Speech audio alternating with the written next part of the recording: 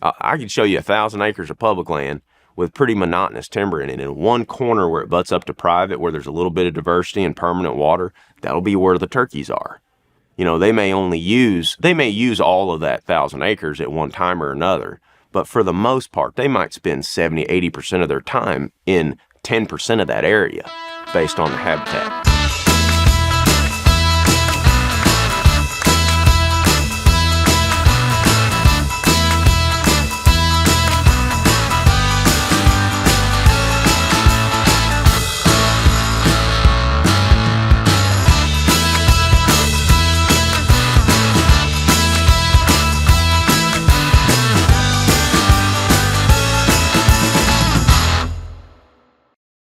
Aaron Warbritton, appreciate you coming back on the show, man. Second time.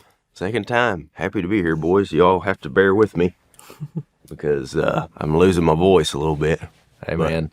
Third day at NWTF convention. It's been a fun one. It's been busy.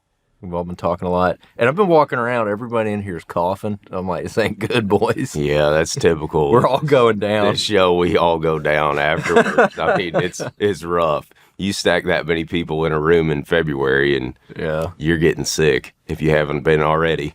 I'm hoping I got enough antibodies built up from having sicknesses the whole month of January.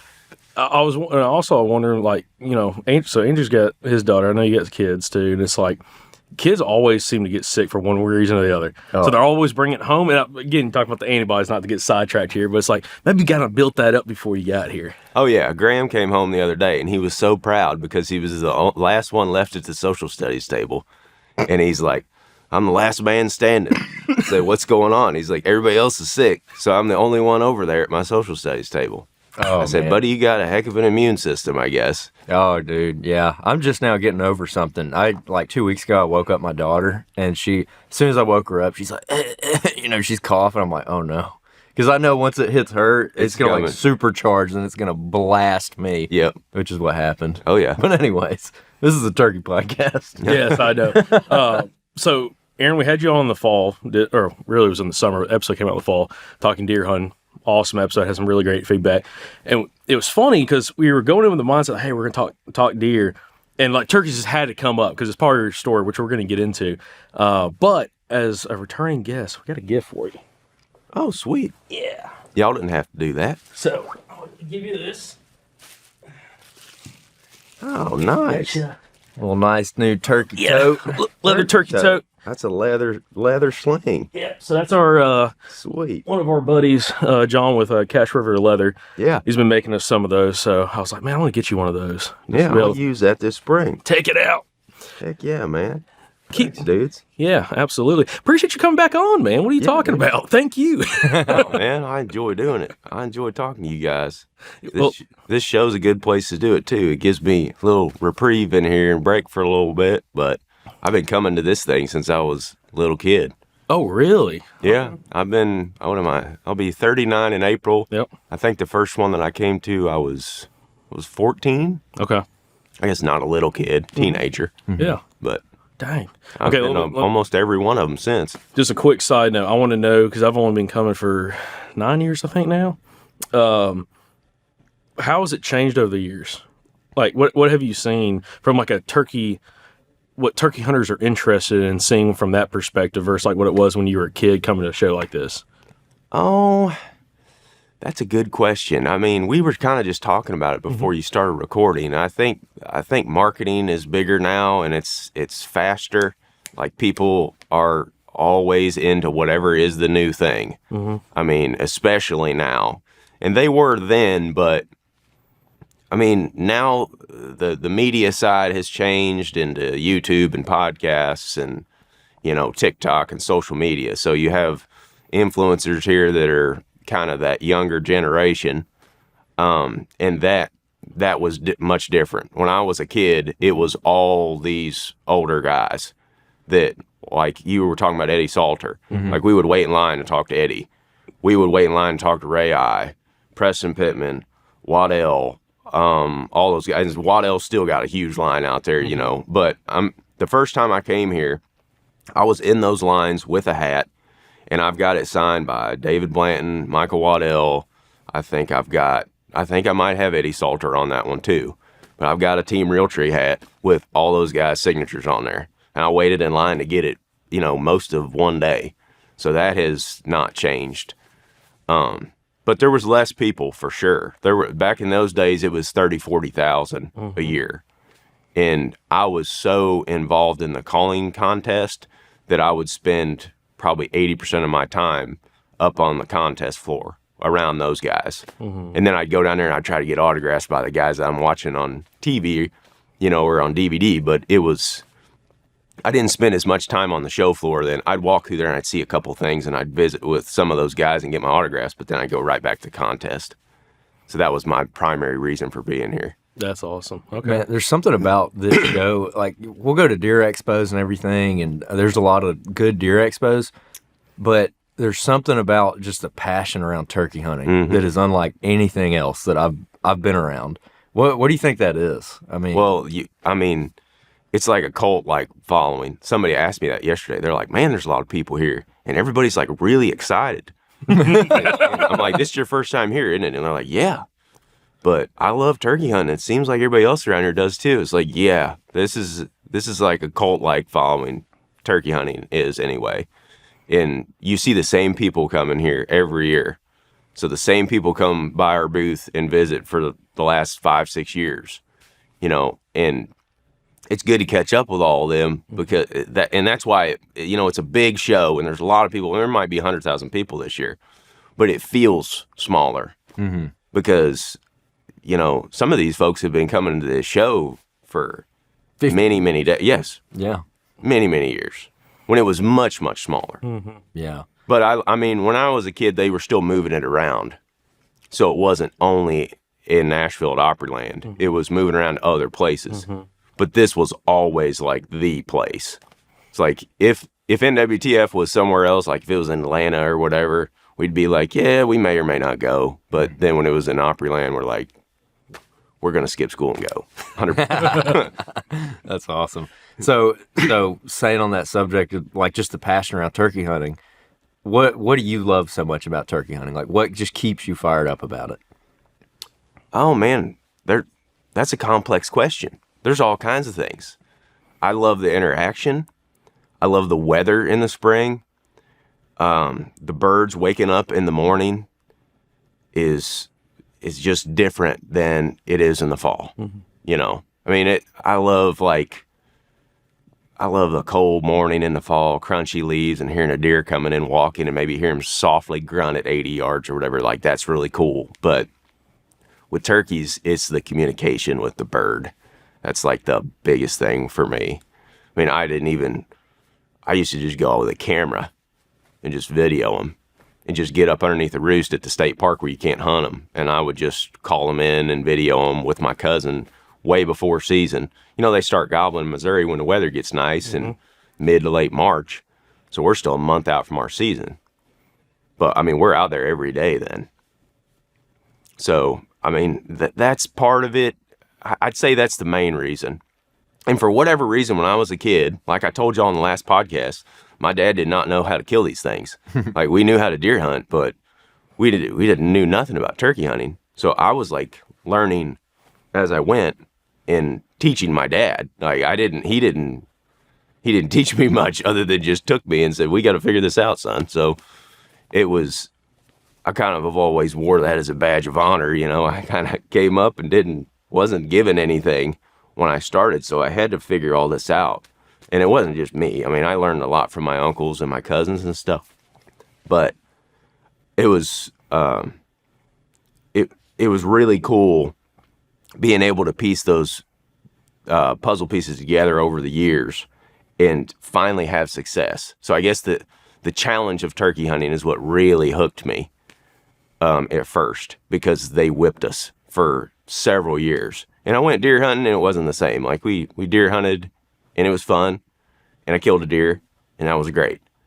But success didn't come as easily from the turkey side. I wish we had Mason Brooks with us right now. We got a buddy of ours, he's a listener to the podcast, long-time listener. And, he'd always joke every spring when we swapped over to turkey hunting episodes. He was like, I can't believe y'all talking about those buzzards. And he's one of these guys. Actually, we talked to, well, I'm not going to mention that because it'll be a long time before that episode comes out. Anyways, the episode yesterday, and that came up, the conversation of there's some people that just deer or just turkey hunt, and they don't really deer hunt much. We see that sometimes in the South. Like, we know some guys like they'll casually deer hunt, but like they don't really care that much about it. They'll go a few times, maybe get a deer just for some meat, and that's it. And it's all turkey hunting. Then you have also the flip side. Even in the Southeast, where we have quite a bit of turkeys, guys who are diehard deer hunters, and they don't care anything about hunting turkeys. They think it's easy, and Mason's one of those guys. I don't put Mason out there. Greg Maher always says that the only guys that say that are guys who aren't good at turkey hunting. They're like, oh, those birds are easy. Yeah, but there's a culture aspect of turkey hunting that I think is very similar in other places, just because of the upbringing, and depending on how many, we talked about this earlier before we got started, like generations of turkey hunters are from that area. Because it seems like the ones where you have an area where there's, a couple generations of turkey hunters there's a certain thought process when it comes to turkey hunting. Then you go to places where turkeys haven't been there all that long, and it's a lot of first generation or maybe a few second generation turkey hunters. It's a little bit different perspective, I feel like, from hunting, especially if those turkeys really haven't been hunted that much for that long in some of these different states. But for you guys growing up, I really want to know, and we're going to kind of rehash some stuff that we talked about on the deer episode, just because we got into turkeys because it's part of your backstory. But what was your upbringing turkey hunting? I know you said your dad wasn't much of a turkey hunter, or at least couldn't kill them.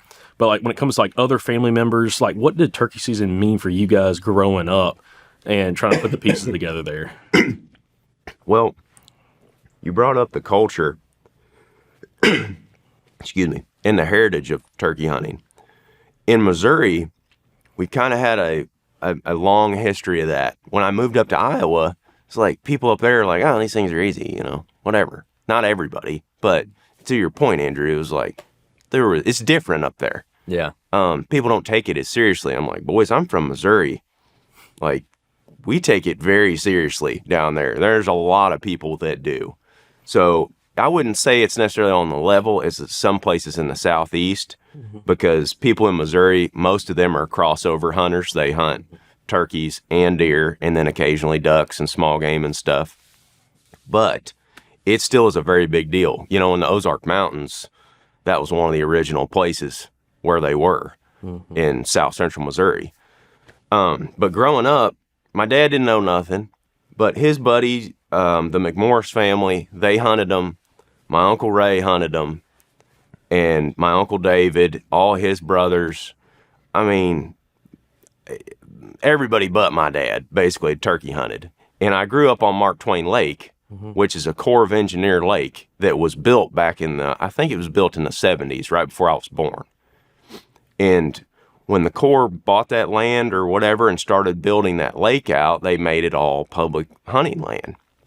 So my uncles grew up hunting that lake when it became public hunting land. And they've got all kinds of stories about how many turkeys there was, and they learned a tremendous amount about hunting the birds then during that time. So I guess after I begged my dad to go, so he would take me, and we would fail over and over again. We would just go to Casey's and get donuts after 30 minutes because, we didn't know what to do. We heard a turkey gobble at 600 yards, and it was like, well, that was fun. He squawked on a mouth call a couple times, and then we sat there and nothing happened. So we go get donuts or whatever, and eventually my cousins are killing turkeys and my uncles are killing turkeys, and we would like drive over to their house and see them like laying in the back of the truck. And I was just fascinated with the bird. And like I told you guys in the last podcast, it was like they were unicorns almost. Like these things don't really exist. I've never actually seen one on the farm that we hunt. I just heard one at a distance, But then my uncles took us for the first time out to the state park where you can't hunt. We would go out there before season, and they towed us along, and then we would get tight to a roost and see the woods wake up and watch the birds come down, call them in, and they'd video them with their old cameras and stuff. And that was how I started out, was going and doing that before even hunting with them. And I remember, I mean, eventually they would take me and my cousin. But when I finally killed my first longbeard, I think I was 12 or 13. I killed him on the last day of the season. Me and Dad had hunted all season. I killed a Jake in the youth season that year. It was the first year they had. No, that's not right. I killed a Jake early in the season and then hunted the rest of it. In Missouri, we got like a 3-week season. It was the very last day. It had to get to church, but was able to go over to our buddy Charlie White's and kill a turkey right before church. And I had to take it over to Uncle Ray and show him. That was like the number one thing. It's like, Dad, we got to go see Uncle Ray. It's like, son, it's a 20-minute drive. You know, we got to do this. It's like, got to see Uncle Ray. So I had to take the bird over there to show him because that was my first longbeard, you know, and I'd seen him kill all these over the years. So that was a very proud moment for me, at least. I had my chest puffed out walking up there. It was like, see, I can do this, you know. But that was me and Dad that day. Both called him in. Well, talk about taking it to see your uncle, show your Uncle Ray. It seemed like Uncle Ray was a pretty good mentor for you when it came to turkey hunting. And I think everybody can kind of relate with that because I used to do that as well. Like, I got into hunting because of my uncles. And I remember, like, if I went and killed like a nice deer or turkey or something, now it's like just takes a photo to him. But like before that, it'd be like go show them. And it's like you have a sense of you're proud of yourself, but you really just want to show them and, like, you know, hope they're proud of you for what you just did. Oh yeah, especially as a young kid. I still feel that way. Yeah, like that's one of the main driving reasons why I even do this is because I come from a hunting family. Like, we were really tight, and that was one of the things that always we had. So growing up and doing hunting videos and then ultimately doing the hunting public, like I love making hunting videos, but those are the people I want to make the most proud of me. You know, that's important to me, that they're proud of me. My uncles, my aunts, my cousins, because that's where I come from. I mean, like I said, that's all we did. I mean, if it was February and snow was on, I would bug the hell out of my Uncle Ray to take me rabbit hunting. I mean, it was because he had Lucky the rabbit dog. He had a beagle. And me and Dad didn't have nothing. But I would wear him out on the phone. This before cell phones and stuff. So, I mean, he'd be like, all right, I'll take you rabbit hunting, but you got to crawl underneath my house and help me fix my furnace. Because you and your cousin are the only one that can fit in the crawl space. So that's what we do. That is awesome, dude. That is awesome. One thing that I want to get into pretty early here is when we had you on for a deer episode, one of the subjects we wanted to talk about was how you guys y'all are very unique, you know, which I'm sure you're aware of.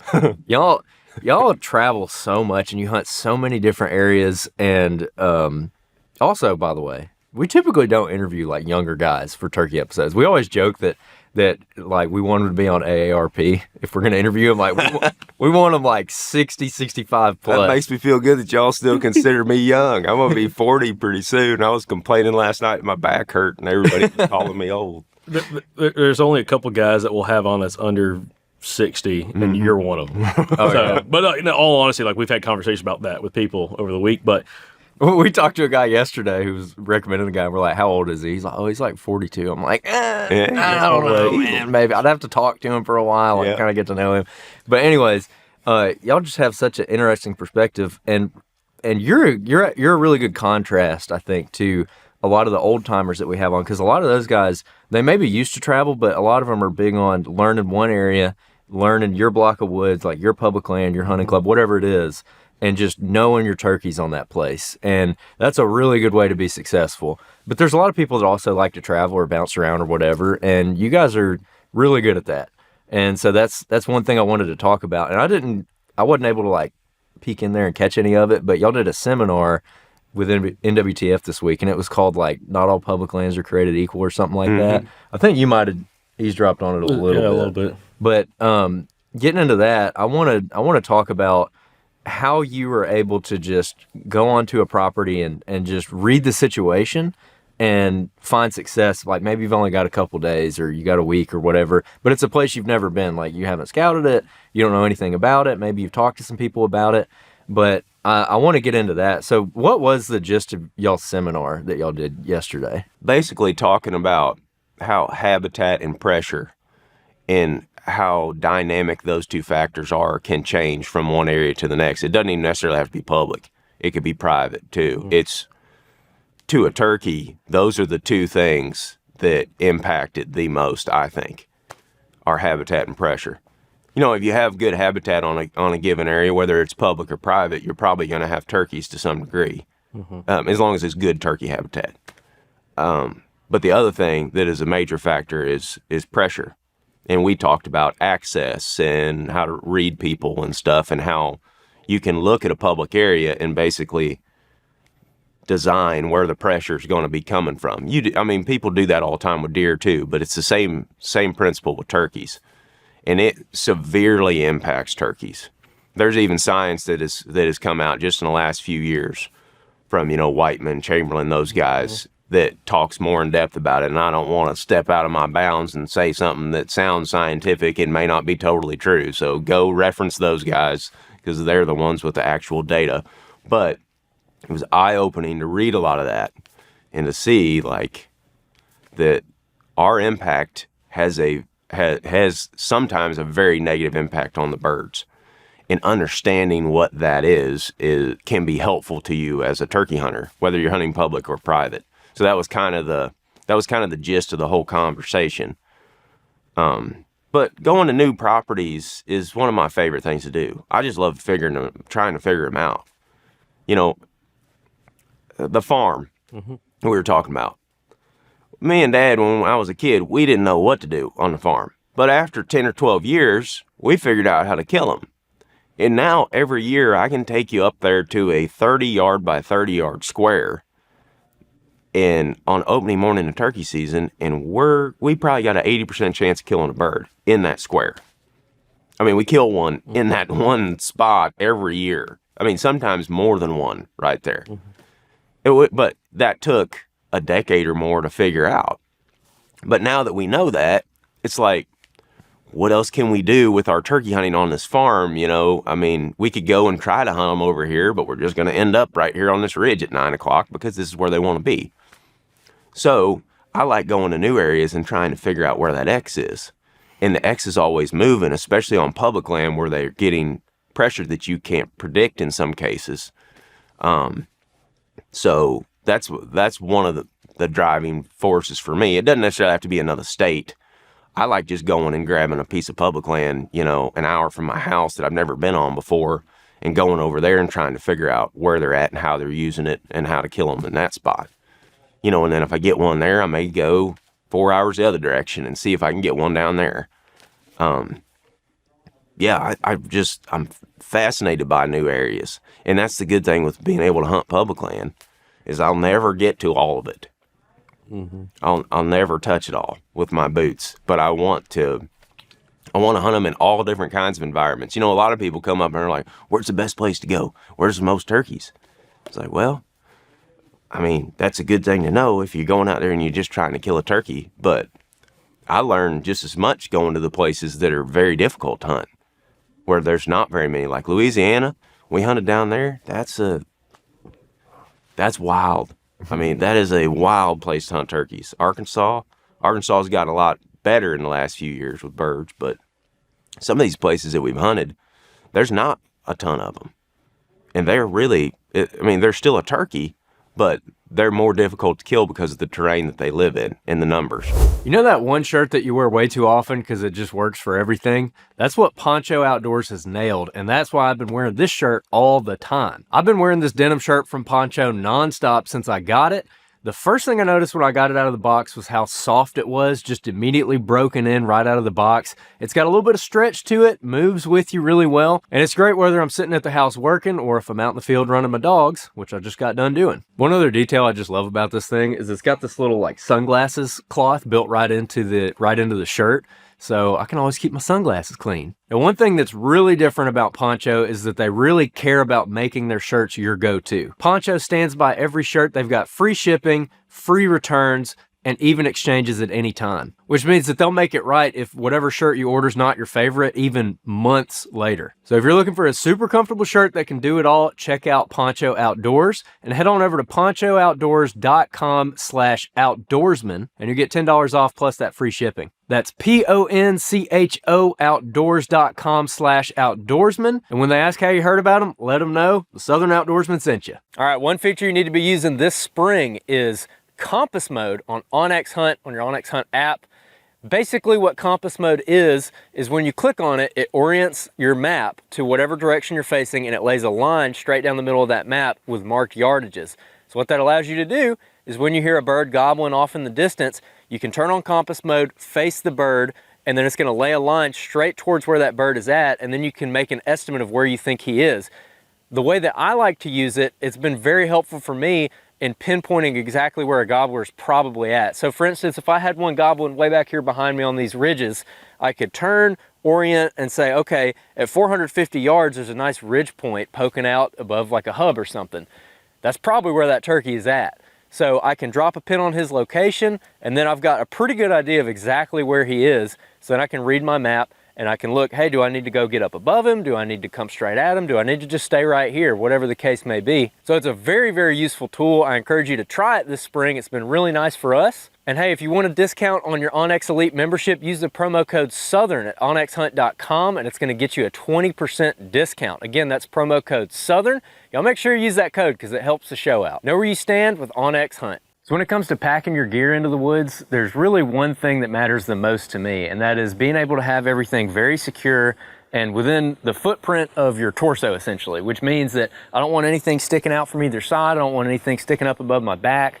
You just want to keep everything really tight, close to the body, so you're not snagging on things when you're walking through the woods. To do that, it's important to have a backpack that has a lot of options for how you can attach things to the pack. This is the Ranger 22 and Ranger 33 from Latitude, two of our favorite packs. And the reason I like these packs is because they've got two straps that go across the body of the pack. They've got this panel that goes over those straps, and then you also have straps on the bottom of the backpack as well. What that allows me to do is I can attach my sticks and my platform in a variety of different ways that keeps everything very secure and kind of covered up. Like you can see, I've got my platform right here covered with this panel. Again, that keeps it very tight and it keeps it close to my body where nothing's hanging out and snagging on briars or vines or anything as I'm trying to make my way to the stand, which keeps me quiet and keeps me from getting aggravated when I'm walking through the woods. So I personally like the Ranger 22 a lot. The Ranger 33 is a slightly bigger pack. It's a really good option, especially as you get into later season. If you want a little bit more room, it's gonna make it easier to carry things like bibs or any extra layers that you're gonna need for cold weather. So you can check both of these out at latitudeoutdoors.com. Everybody needs a great pair of binos, and if you're looking to get you a better pair of binos this fall, check out the Viper HD 10x42s from Vortex Optics. These are quickly becoming one of my favorite pair of binos because they're lightweight, they're fairly compact, and they have great glass for the price point. So if you're looking for premium glass without the premium price, check out the Viper HDs from vortexoptics.com. And if you want to purchase, you can go over to eurooptic.com and use the code SOUTHERN10. Again, it's SOUTHERN10 at eurooptic.com to save you 10% on anything from Vortex. Over the years, we've interviewed quite a few successful ground hunters when it comes to bow hunting, and the commonalities between all of them is using the shadows to their advantage. Having overhead cover, back cover, and a little bit of front cover that adds a little bit more shadows to their setup, which allows them to hide a lot easier. That's what we've done today and built this brush blind for Andrew to come in here with his recurve and shoot some does, hopefully early season when these white oaks behind the camera are going to be dropping. One important thing about blending in the shadows is having something that works camo wise in the shadows, and that's one thing I like about this mossy oak woodsman leaf jacket is it's a little bit darker in color and to me blends in a little bit better to the shadows during early season when you have full leaves on those trees. This is something I'm going to keep in my backpack all season because it's really compact, it's really lightweight, and breathes really well, and I really won't need it until I need it, but it's going to be in my backpack the whole time, which is really nice because of how compact it is. So if you're interested in ground hunting a little bit this year or having extra concealment up in the tree, check out the Mossy Oak Woodsman Leaf Jacket at mossyoak.com. I'm thinking about this also from a less experienced turkey hunter perspective because we get a lot of questions about that. Pretty much all we do, like a Q&A or something on the show, it's people who, mostly men, a few women, but like they only have maybe a season or two under their belt, or some of them is brand new and they're trying to put the pieces together. And I'm like, it's kind of baptism by fire. You just got to get out there and make some mistakes and try to learn from mistakes. But whether it's, again, public land or private land, I'm thinking also through the private land perspective, say you get a little permission property, what is the approach of how you'll analyze something from aerial imagery, like using OnX, but then how does that transition to boots on the ground and putting the pieces together, try to figure out, first off, where are you even hearing or seeing birds, and then going into an actual hunt situation? First thing I'm looking for is permanent water before anything else. I want to see, like, if I'm looking at a map, on X there's the dash lines, and then there's a solid blue line. Well, the solid blue line is supposed to denote a permanent water source. The dash line is an intermittent creek. Now, it's not always the case. You need to go and put boots on the ground to figure that out. But I'm looking for a creek or a river or a lake, some sort of bigger body of water like that. I mean, it could be bigger in the sense that it's long, or it could be bigger in the sense of a lake where it's just, vast and wide. I want something where there's permanent water, where that water will go up and down. That's just nature. So the water level is going to flood. There's going to be a bottom that floods out at some point. The water level recedes, which is, your common creek bottom, especially in the South. As long as it's a permanent creek that always has some form of water in it, that's where I want to start. And the reason why I like creeks and rivers that rise and lower, or lakes that may have a dam where the level is controlled, is because that is natural disturbance. Well, not with the dam and the lake, but you get what I'm saying. It's natural disturbance that floods and then recedes, and then early successional habitat comes back in its place. And that's one thing turkeys absolutely love, is riparian areas. So that's the first thing I look at. And you can find that pretty easily. Beyond that, I'm looking at habitat diversity. So take the South. We were talking about Alabama, Georgia earlier. I'm looking for a place where there's a pine stand. There is a creek bottom. A good wide creek is better in my opinion, but it's not always the case.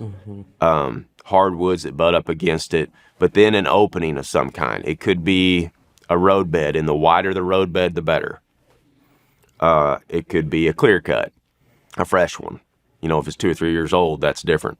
But a fresh clear cut. It could be a food plot opening, a timbered opening, whatever. But I want to see that diversity on a much smaller scale even than deer. I had a quail hunter stop me in southern Alabama. It was not that long ago. And he talked about how he'll find birds with his dog one year, and he'll go back and he'll find the same cubby in the same spot. He's like, they'll literally be within a couple hundred yards.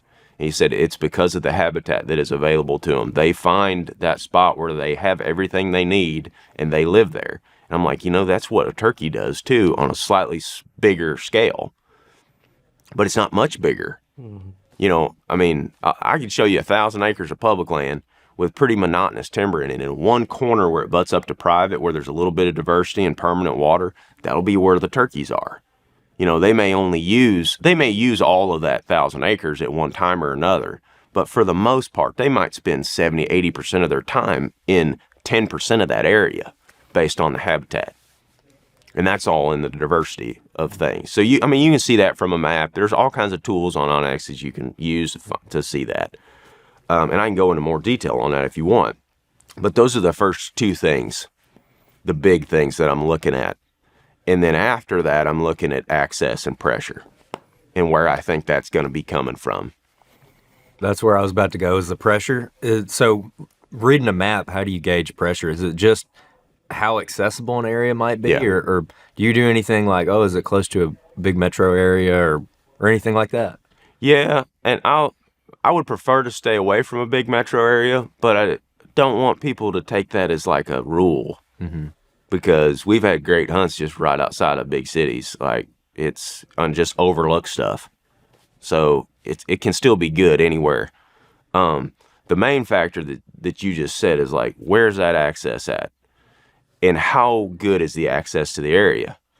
So if there's roads winding through a 5,000 acre chunk of public every which way, where you can drive to each corner of it and park your vehicle and get out and get to a bird within, let's say, half mile.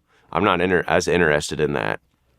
Now, I'm not going to write it off, especially if it has good habitat, because there still could be turkeys there. Could be more turkeys there. But that just, in my mind, when I'm looking at the map, I'm like, you can get at these things from multiple directions. And that is not good, because they're going to get pressured early and often. And it's going to affect their behavior. It's going to even affect where they live. They'll leave. I mean, there's like I was talking about the science earlier, they've got GPS trackers on these birds on some heavily hunted public areas with high access like that. And the birds will get flushed or missed or something by a hunter opening day, and they're gone, and they don't come back till after season. So access is a major factor. But that could be roads, that could be parking lots, that can also be walking trails. I've even hunted places where there's closed gates. But man, if there's a nice, pretty walking path that you get a bike down or something, and you see bike tracks in that path, you might as well expect that guy's got an e-bike and he's gone all the way to the back of that sucker. Oh, yeah. Yeah. I mean, and that's where people go. They walk right up those paths. That was Florida for us last year. Uh-huh. I mean, just kill yourself walking so far back. You get back there and you're like, oh, there's a bike track. Yeah. Yep. On a side note about that, it's amazing when, and this is kind of the double-edged sword of aerial imagery. You find that habitat diversity looks real good. I'm thinking from deer hunting, but also turkey hunting too.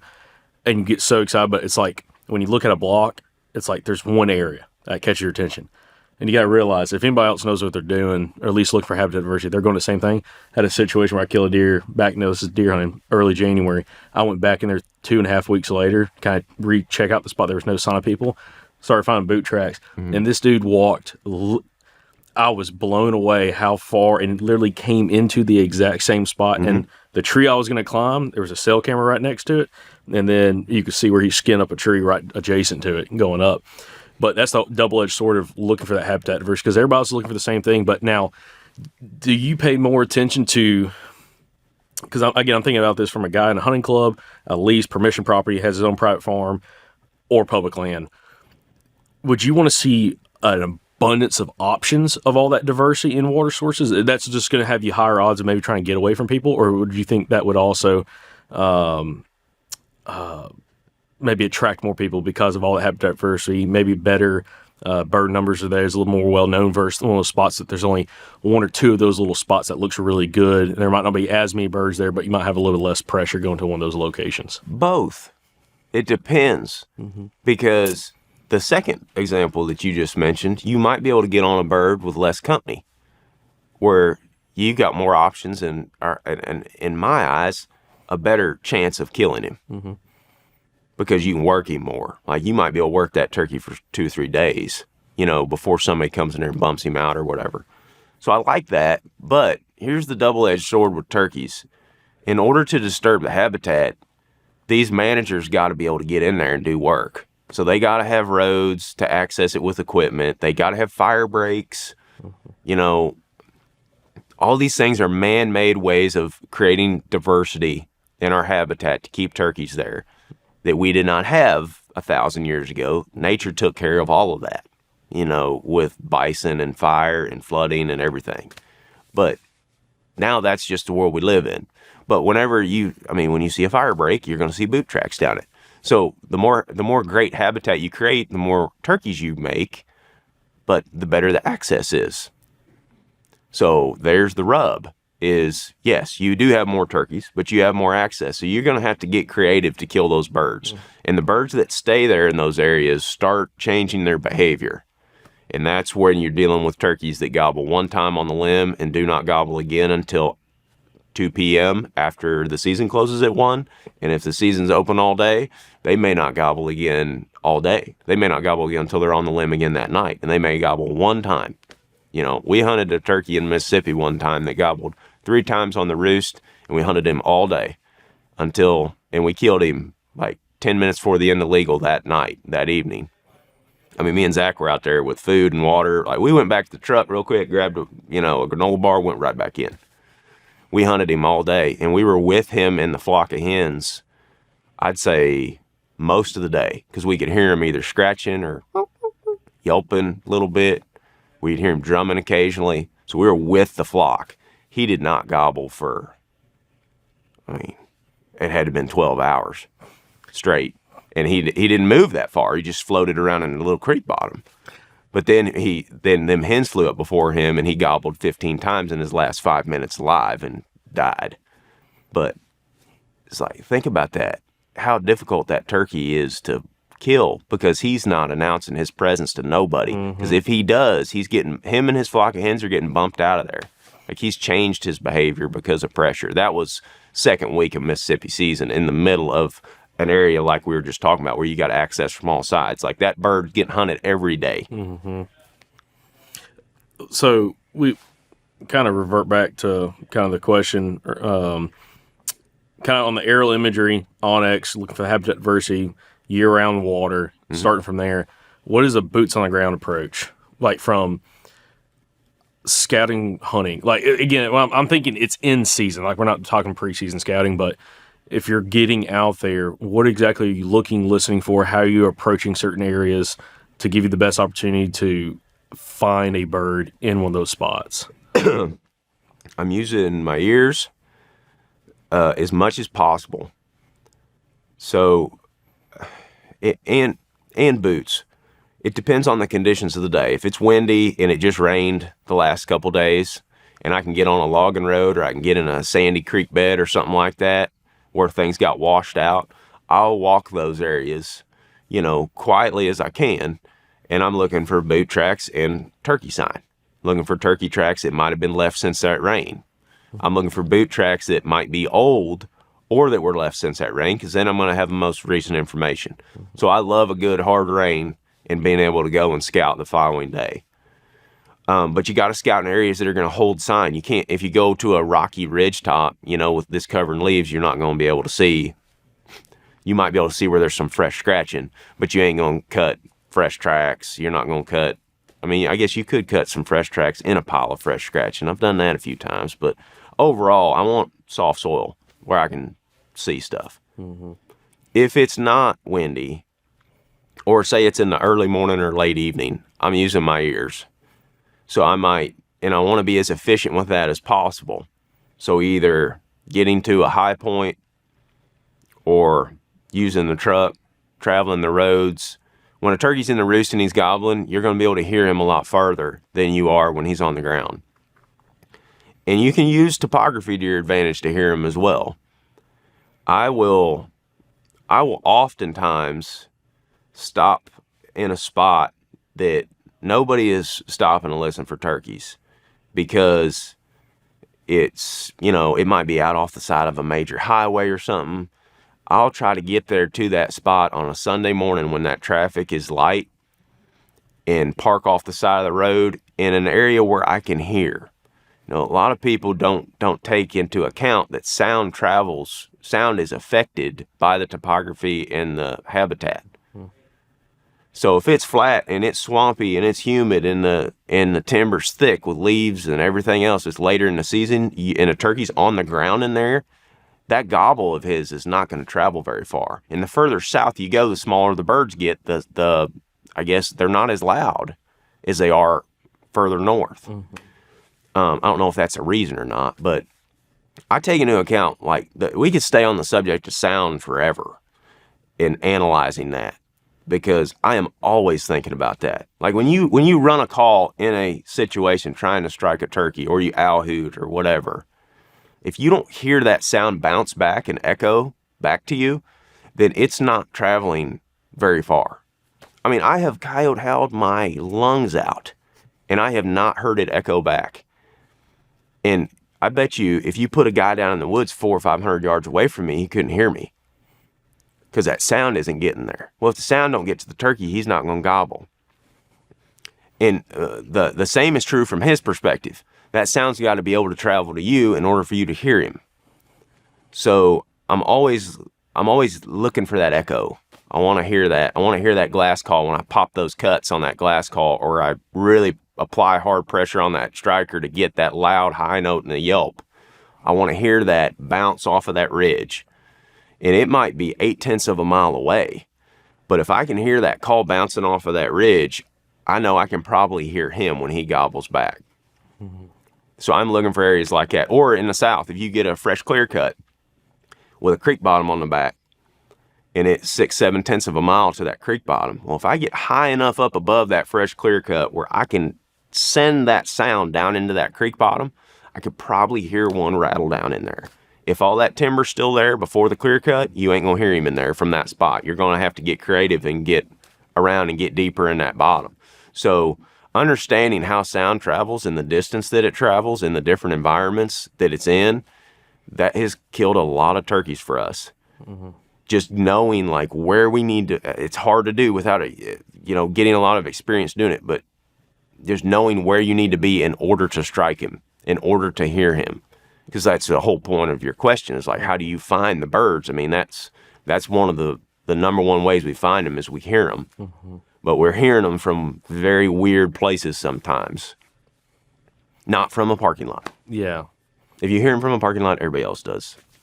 And everybody else is going to be hunting that turkey. A real quick note on that. We always get a mixed bag of opinions on locator calls, especially with guys who hunt high-pressure public. And they're like, I won't touch an owl call. You know, like when we interviewed Mike Pentecost, he's like, let old hooty hoot hoot do what he's doing, you know? So what are your thoughts on that, on highly pressured birds? Can locator calls be a detriment? Should they be something that you stay away from? If you sound real, no. You need to sound real. You need to, because turkeys encounter pressure, but if you're in an area where there's not many barred owls, then I wouldn't use a barred owl call. I mean, simple as that. But if you're in an area where there's plenty of them and they're going off all the time and you sound like them, I mean, 100% use it. Those turkeys don't care. I mean, even if they have received a ton of pressure, they're still spinning. I mean, they can't just live in total fear or they wouldn't live there. They would move. So yeah, I use crow calls. I use an owl call more than anything and occasionally a coyote howl. And then out west, I'll moo like a cow. Sometimes. Oh, really? Mm-hmm. Interesting. Yeah. Sometimes that high note, that end of that cow mew, that will travel really far. And I don't owl hoot much out west, so I'll moo or I'll coyote howl. Coyote howl's like my last resort though, because that's the one that you can really belt out and get it to travel far. So I guess to Mike's point, if you call loudly and aggressively with a locator call and you're really close to a turkey, it can definitely booger them. So there's steps to this, like. Even with an owl call, you might start off in the morning. I can't even hoot right now because I ain't got my voice. But you might start off in the morning with a very quiet single note. Or if you're if you're moving and locating, you might just start off with a quiet single note and wait a minute or two and then do an 8-note hoot. But don't really put a lot of diaphragm into it. Don't put a lot of air in it. Just quiet but real. Mm-hmm.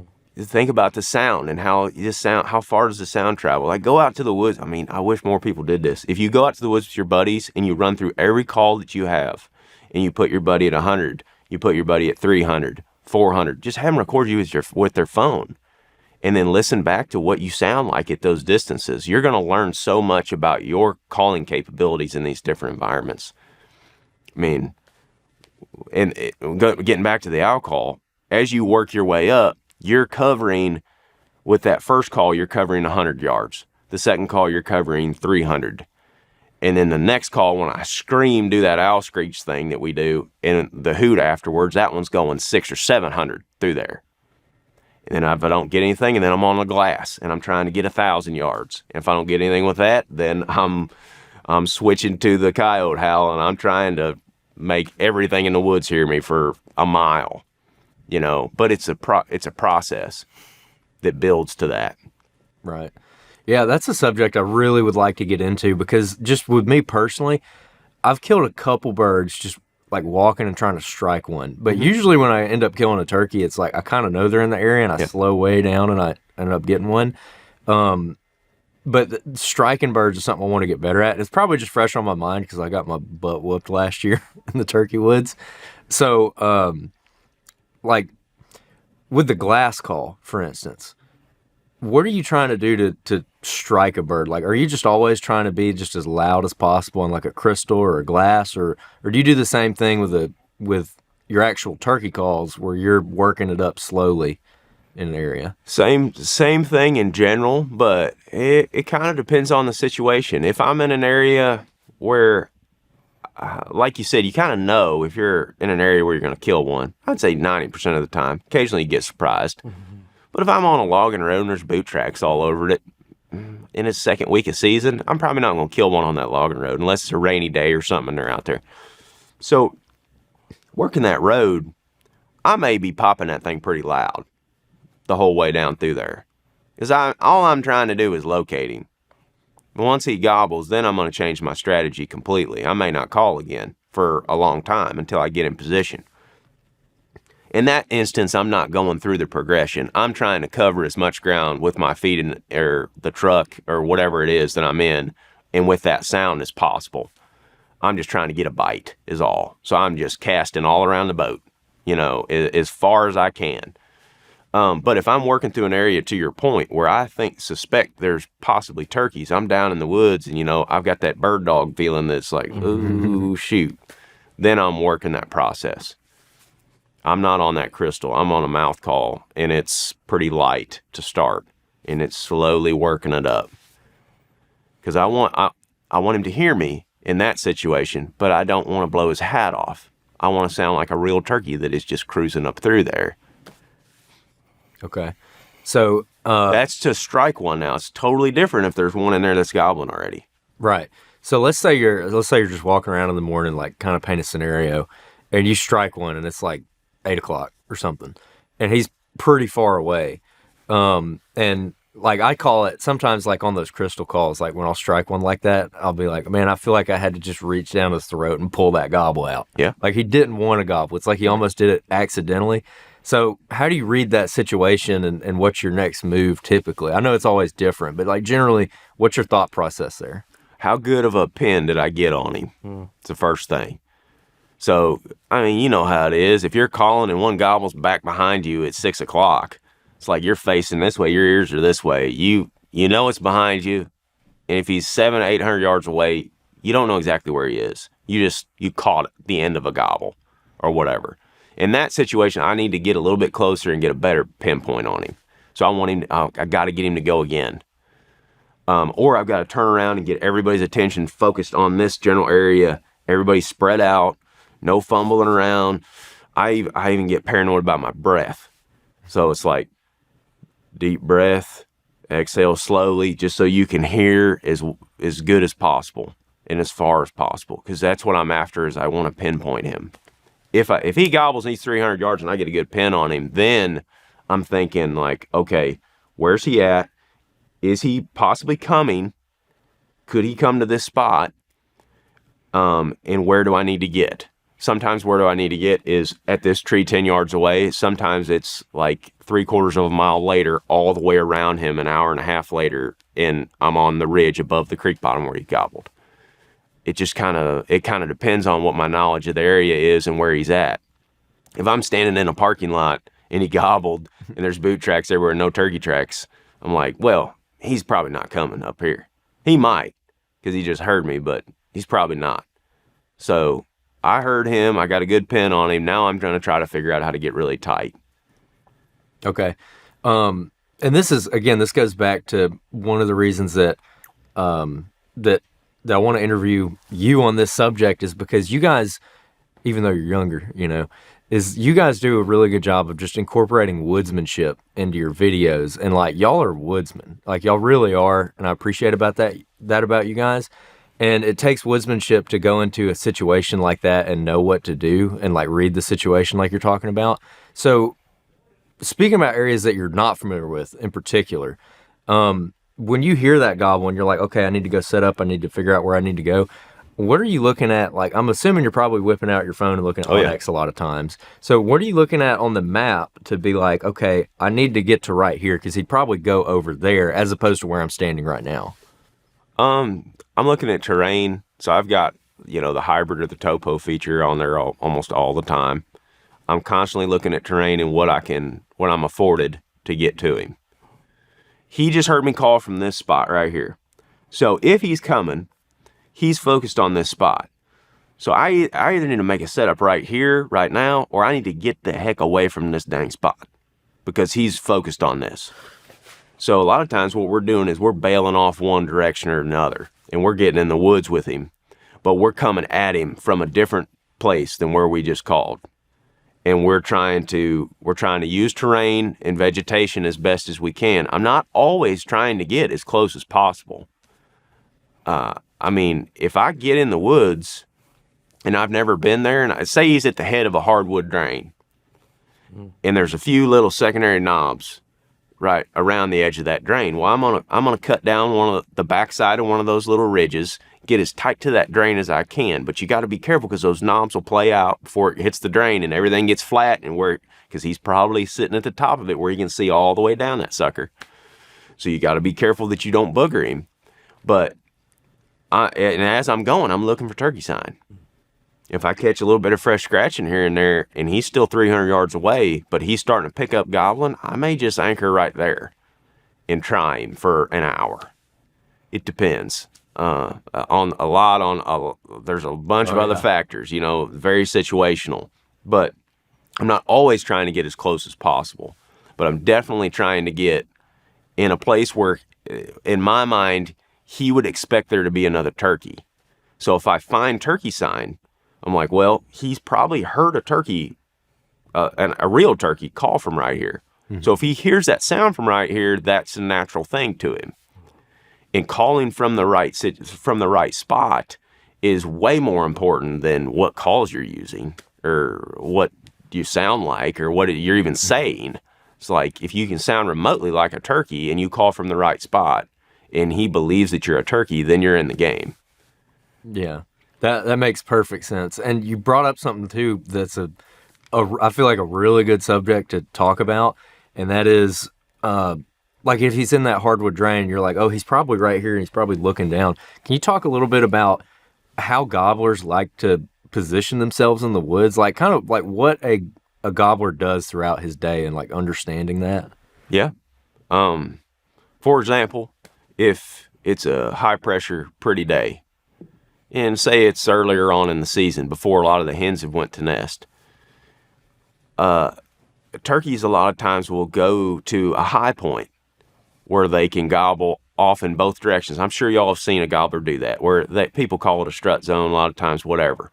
But if you ever watch a turkey come up to the top of a spine ridge or something, and you see him anchor there and gobble, if you watch him, he's going to gobble this way, he's going to turn and he's going to gobble this way, and he's going to just kind of strut around in a circle and send that sound different directions.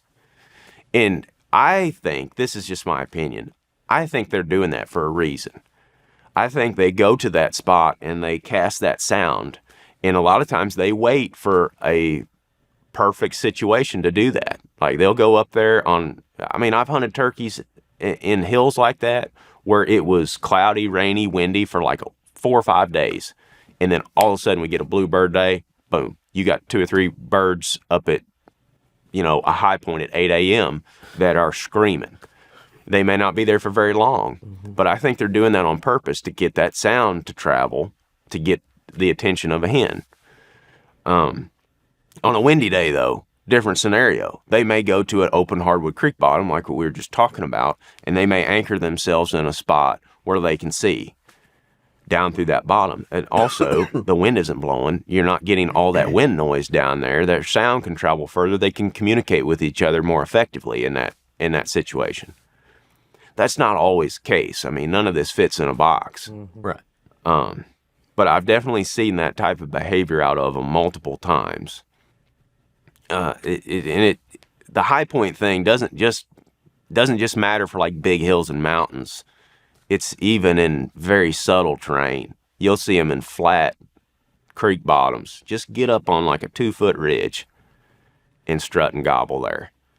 I don't know if they're just trying to be seen. I mean, that is what they're trying to do, I think. I think they're trying to be seen and they're trying to be heard.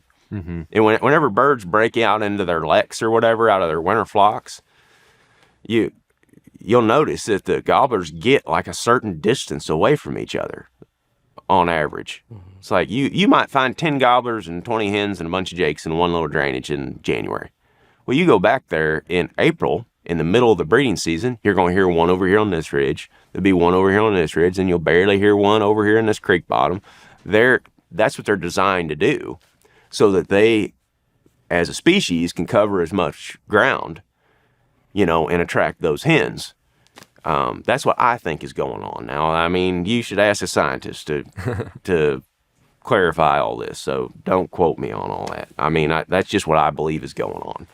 And one other thing about that, because I know we're going to get the question, we're talking about high points in hill country, even gentle terrain. What about just flat land? Like, I know y'all have hunted Florida, y'all have hunted deep south coastal plain type stuff. So how do they go through that same display ritual where they're trying to put themselves out there, is basically what you're saying? Yeah. How do they do that in flat land? It depends on the habitat. Like, they're probably in a burn. They're probably in an open pine stand or something. But I've not seen them display that type of behavior in the middle of a pine thicket very often. Now, we've killed a bunch of them in the middle of pine thickets. They still use them. They travel through them, and they may be in there floating with hens or something. They may be in there hanging out, loafing in the middle of the morning. But it's not necessarily a location where I've seen a lone gobbler go to cast his sound out. It seems like if it's flat, they're going to go out in the middle of an open creek bottom and burn it up out there. And they're just going to, some of them creek bottoms in the south, I've been in some of them suckers where you can see 300 yards down through there. It's like all a turkey's got to do is anchor himself in the middle of that thing and spin around and gobble in all directions. And he can see them coming. He can see predators coming. Mm-hmm. He's just in a good spot for him to survive and to procreate at the same time. So that's what I see in those situations, especially if it's in a burn or something like that too. Yeah. Can you explain what loafing is, or what a loafing area would be? Sure. And this is general, but we see this all over. It's very often some sort of evergreen tree stand.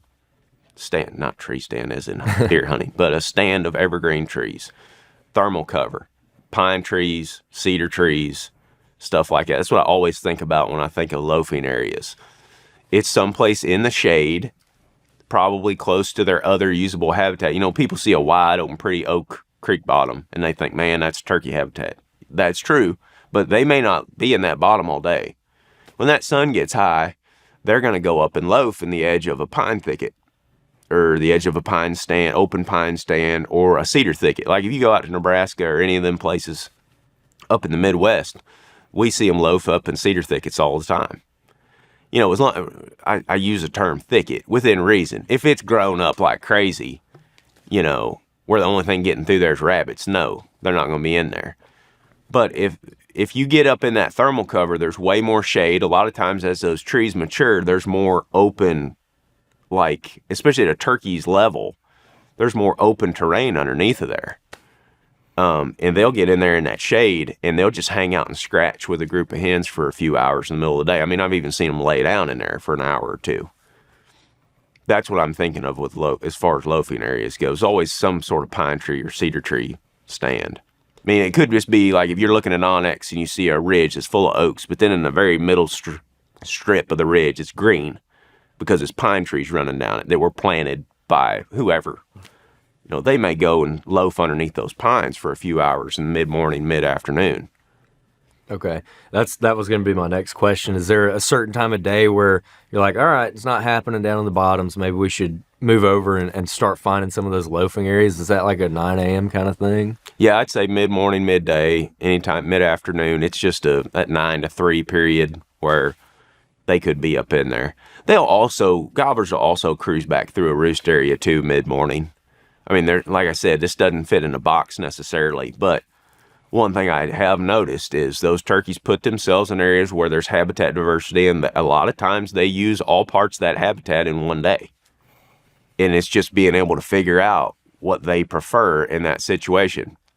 They probably roost, let's talk about southern turkeys.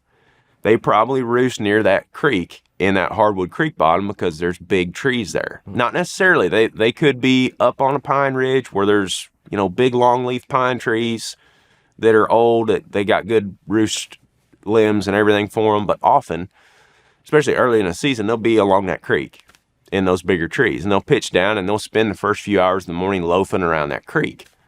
And then around 10 or 11 a.m., they may float up into a stand of pines that's just off the creek.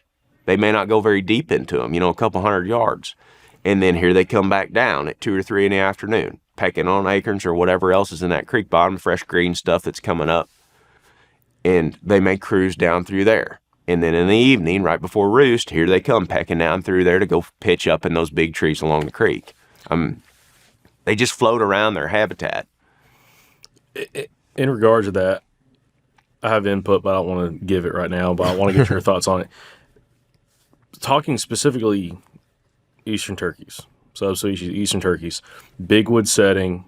When I say big woods, kind of like what you see in the southeast and parts of the Midwest. So there's not big agriculture, big, large, expansive open ground.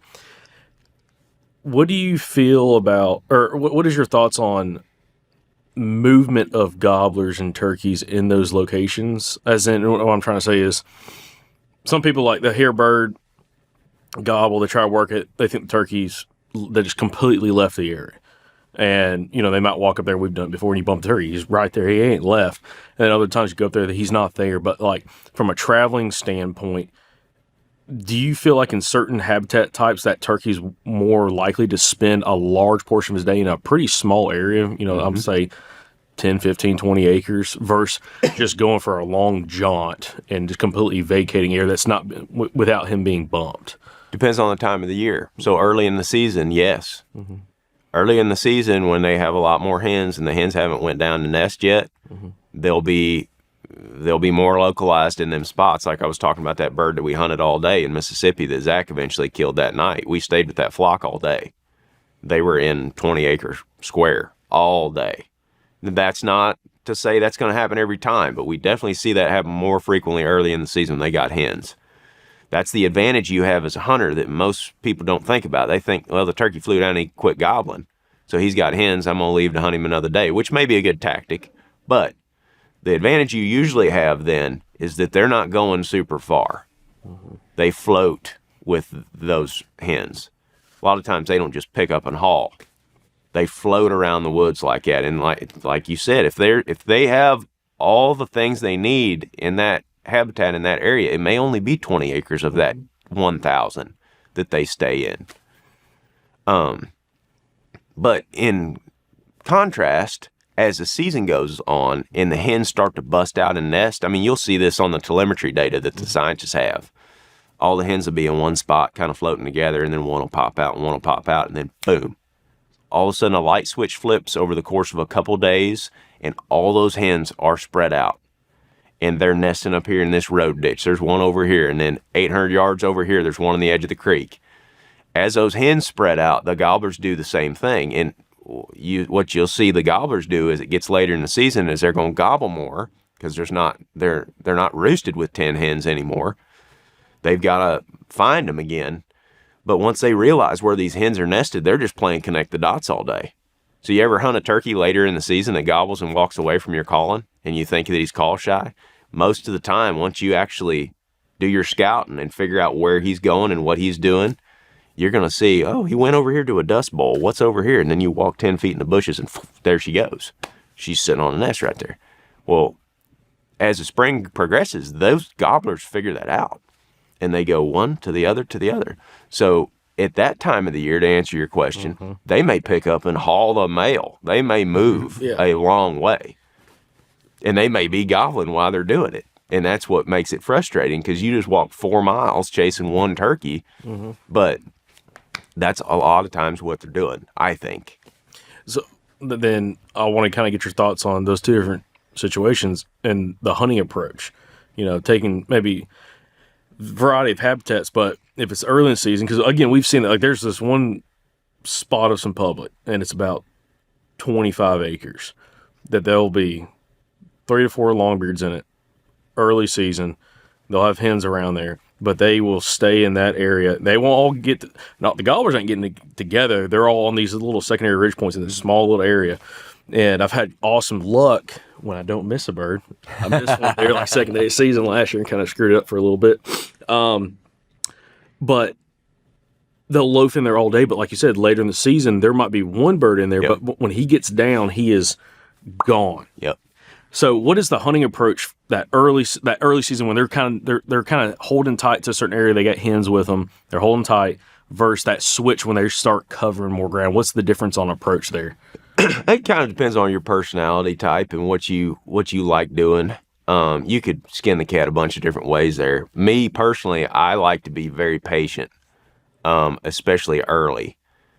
I used to get so frustrated when that bird would gobble 10 times and then pitch out and not say a peep, and I would leave within 15 minutes. Now I'll just sit there, and I might wait for an hour. I might not even call because I'm like, well, he's got hens. There's no reason for me to call. He might answer. They might answer.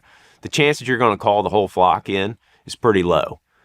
You know, people used to always talk about that, like, oh, you got to get that boss hen aggravated or whatever. That does work occasionally for me, but not very often. Most of the time, I just want to keep track of them. Because if I know where he is, and most of the time I'm doing this not by hearing him gobble, it's by other sounds in the woods. If I know where they are, and I can stay with him, and my buddy Thrash just calls it, you got to lay with him. Early in the season, man, you just got to learn to lay with him. And if you just sit in there and be patient, maybe an hour goes by, and then all of a sudden you hear a 3-note yelp down the creek, 400 yards away. You know, just very soft. What that turkey's doing, in my opinion, is talking to other turkeys in that flock that they're in. That's totally different than a turkey that is cutting loudly and yelping loudly, or a gobbler that's on a knob that is burning a nut point in every direction trying to advertise his position. Mm-hmm. Those turkeys are talking to other turkeys.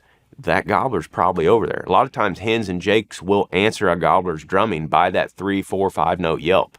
Is very soft. They tend to communicate differently when they're in that type of situation, where they're just pecking, loafing around. Floating is what I call it. You know, they're not moving anywhere really fast. They're just kind of going this direction. And they may come back this direction for a little bit. Well, if I hear that sound, I'm like, okay, there they are.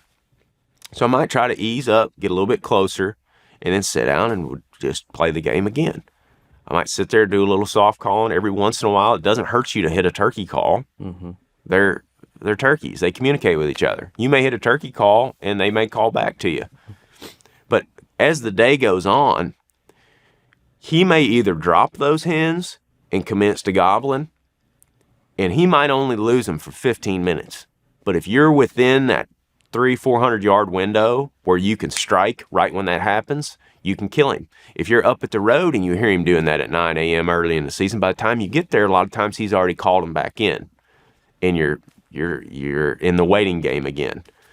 Sometimes that doesn't happen, and you just get tight enough to them in an area where they want to be, mm-hmm. and you can call the whole group in. But it's almost, you got to have one of those two things going for you to kill them in those situations. I mean, you could always try to spot and stalk them and stuff, and that does work. That's why I said it kind of depends on your preference. Mm-hmm. But in that first situation, I'm just trying to be patient. I just want to be with the birds. Yeah. I want to be in contact with them, whether that's close enough to be able to hear them walking and scratching, or hear that light yelping every once in a while, or hear drumming, or hear a crow fly over and call in a funky spot. Like, you ever seen crows like dive on a group of turkeys before?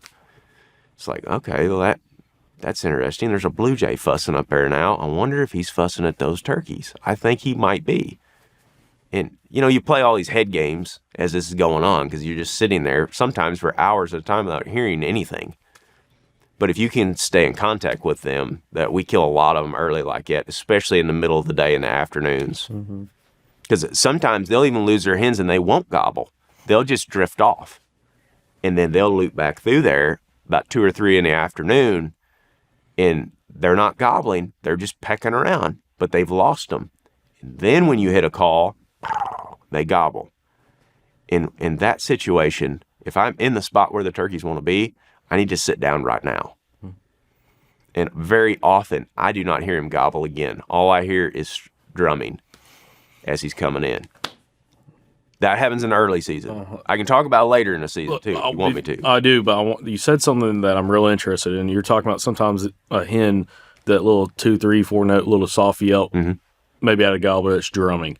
Do you ever implement that at all in your calling style for that time of the season? All the time. Okay. All year, though, or all spring. We did a video not that long ago on the 3 or 4 note yelp. I call it 3 note yelp. It's not just a 3 note yelp. I mean, it comes in all shapes and sizes. But we've got video footage multiple times, of Jake's doing this, but also hens doing it, where they're answering a gobbler's drumming. Or where they're just talking. I don't know that they're necessarily just talking to the gobbler, but I definitely hear them answer the drumming and see them do that. They also, I think, are talking to other turkeys in the flock that are just right there with them. That 3 or 4 note yelp, though, that has killed more of them than any other call, as far as actually communicating with the bird, for me. So many times you might hit them with the crystal, like we were talking about. You might get their attention and they're coming. But then they get to 100 yards or something out in an open creek bottom, and they're looking over there. They know you're up on the edge of this ridge somewhere, but they don't know exactly where. They're not totally convinced. They walk behind a patch of thick brush out there, and you hit them with that's that soft 3 or 4 notes. You want to make it loud enough that they hear it, though. That is the biggest mistake people make sometimes, is they do not call with enough confidence and volume in that situation for the turkey to hear it. And they keep going. They're like, well, they heard me. They just didn't care. It's like, no, that's often not the case. They didn't hear you. So make sure they hear you, but you might only have to hit them once. And you can tell by their body language. Sometimes they won't gobble, but you'll see them stop, crane that head up, and then boom, here he comes, snaking through there, coming right at you, because then he just pinpointed you. There's a time in the calling sequence when I'm bringing one in that I want him to know the tree that I'm at. But oftentimes, that's the sound I'm making in order to tell him, because my gun's already on him, and I'm ready for him to come in. I do not want him to know where I'm at. If my gun's pointed over here at you, and he's gobbling over here, and he's coming in to 50, 60 yards, I do not want, that's the last thing I want to do right now, because he's going to pinpoint my tree and come in at my 8 o'clock and bust me right here, and that's going to be it. I want to keep talking. Sorry, I get no. I kind of take off and no, it's great. Sometimes. No, it's great. Yeah, no, that's great. Mr. Coach Ron Waters is past guest of the podcast. He's been on a few times, and he's been impactful for me on the aspect of having more confident soft calling, and just having, like, sometimes it's not always about having the bird come in gobbling. Everybody loves the turkey that comes in gobbling, but if you can get a turkey to come in drumming or just walking, a gobbler coming in quiet and silent, but you get your ears tuned and you hear them, that's all you need. And it's, I understand everybody wants turkey come in full-fledged, gobbling his brains out, but it's not always the case. And it helped me kill more birds that were, especially later in the morning, silent.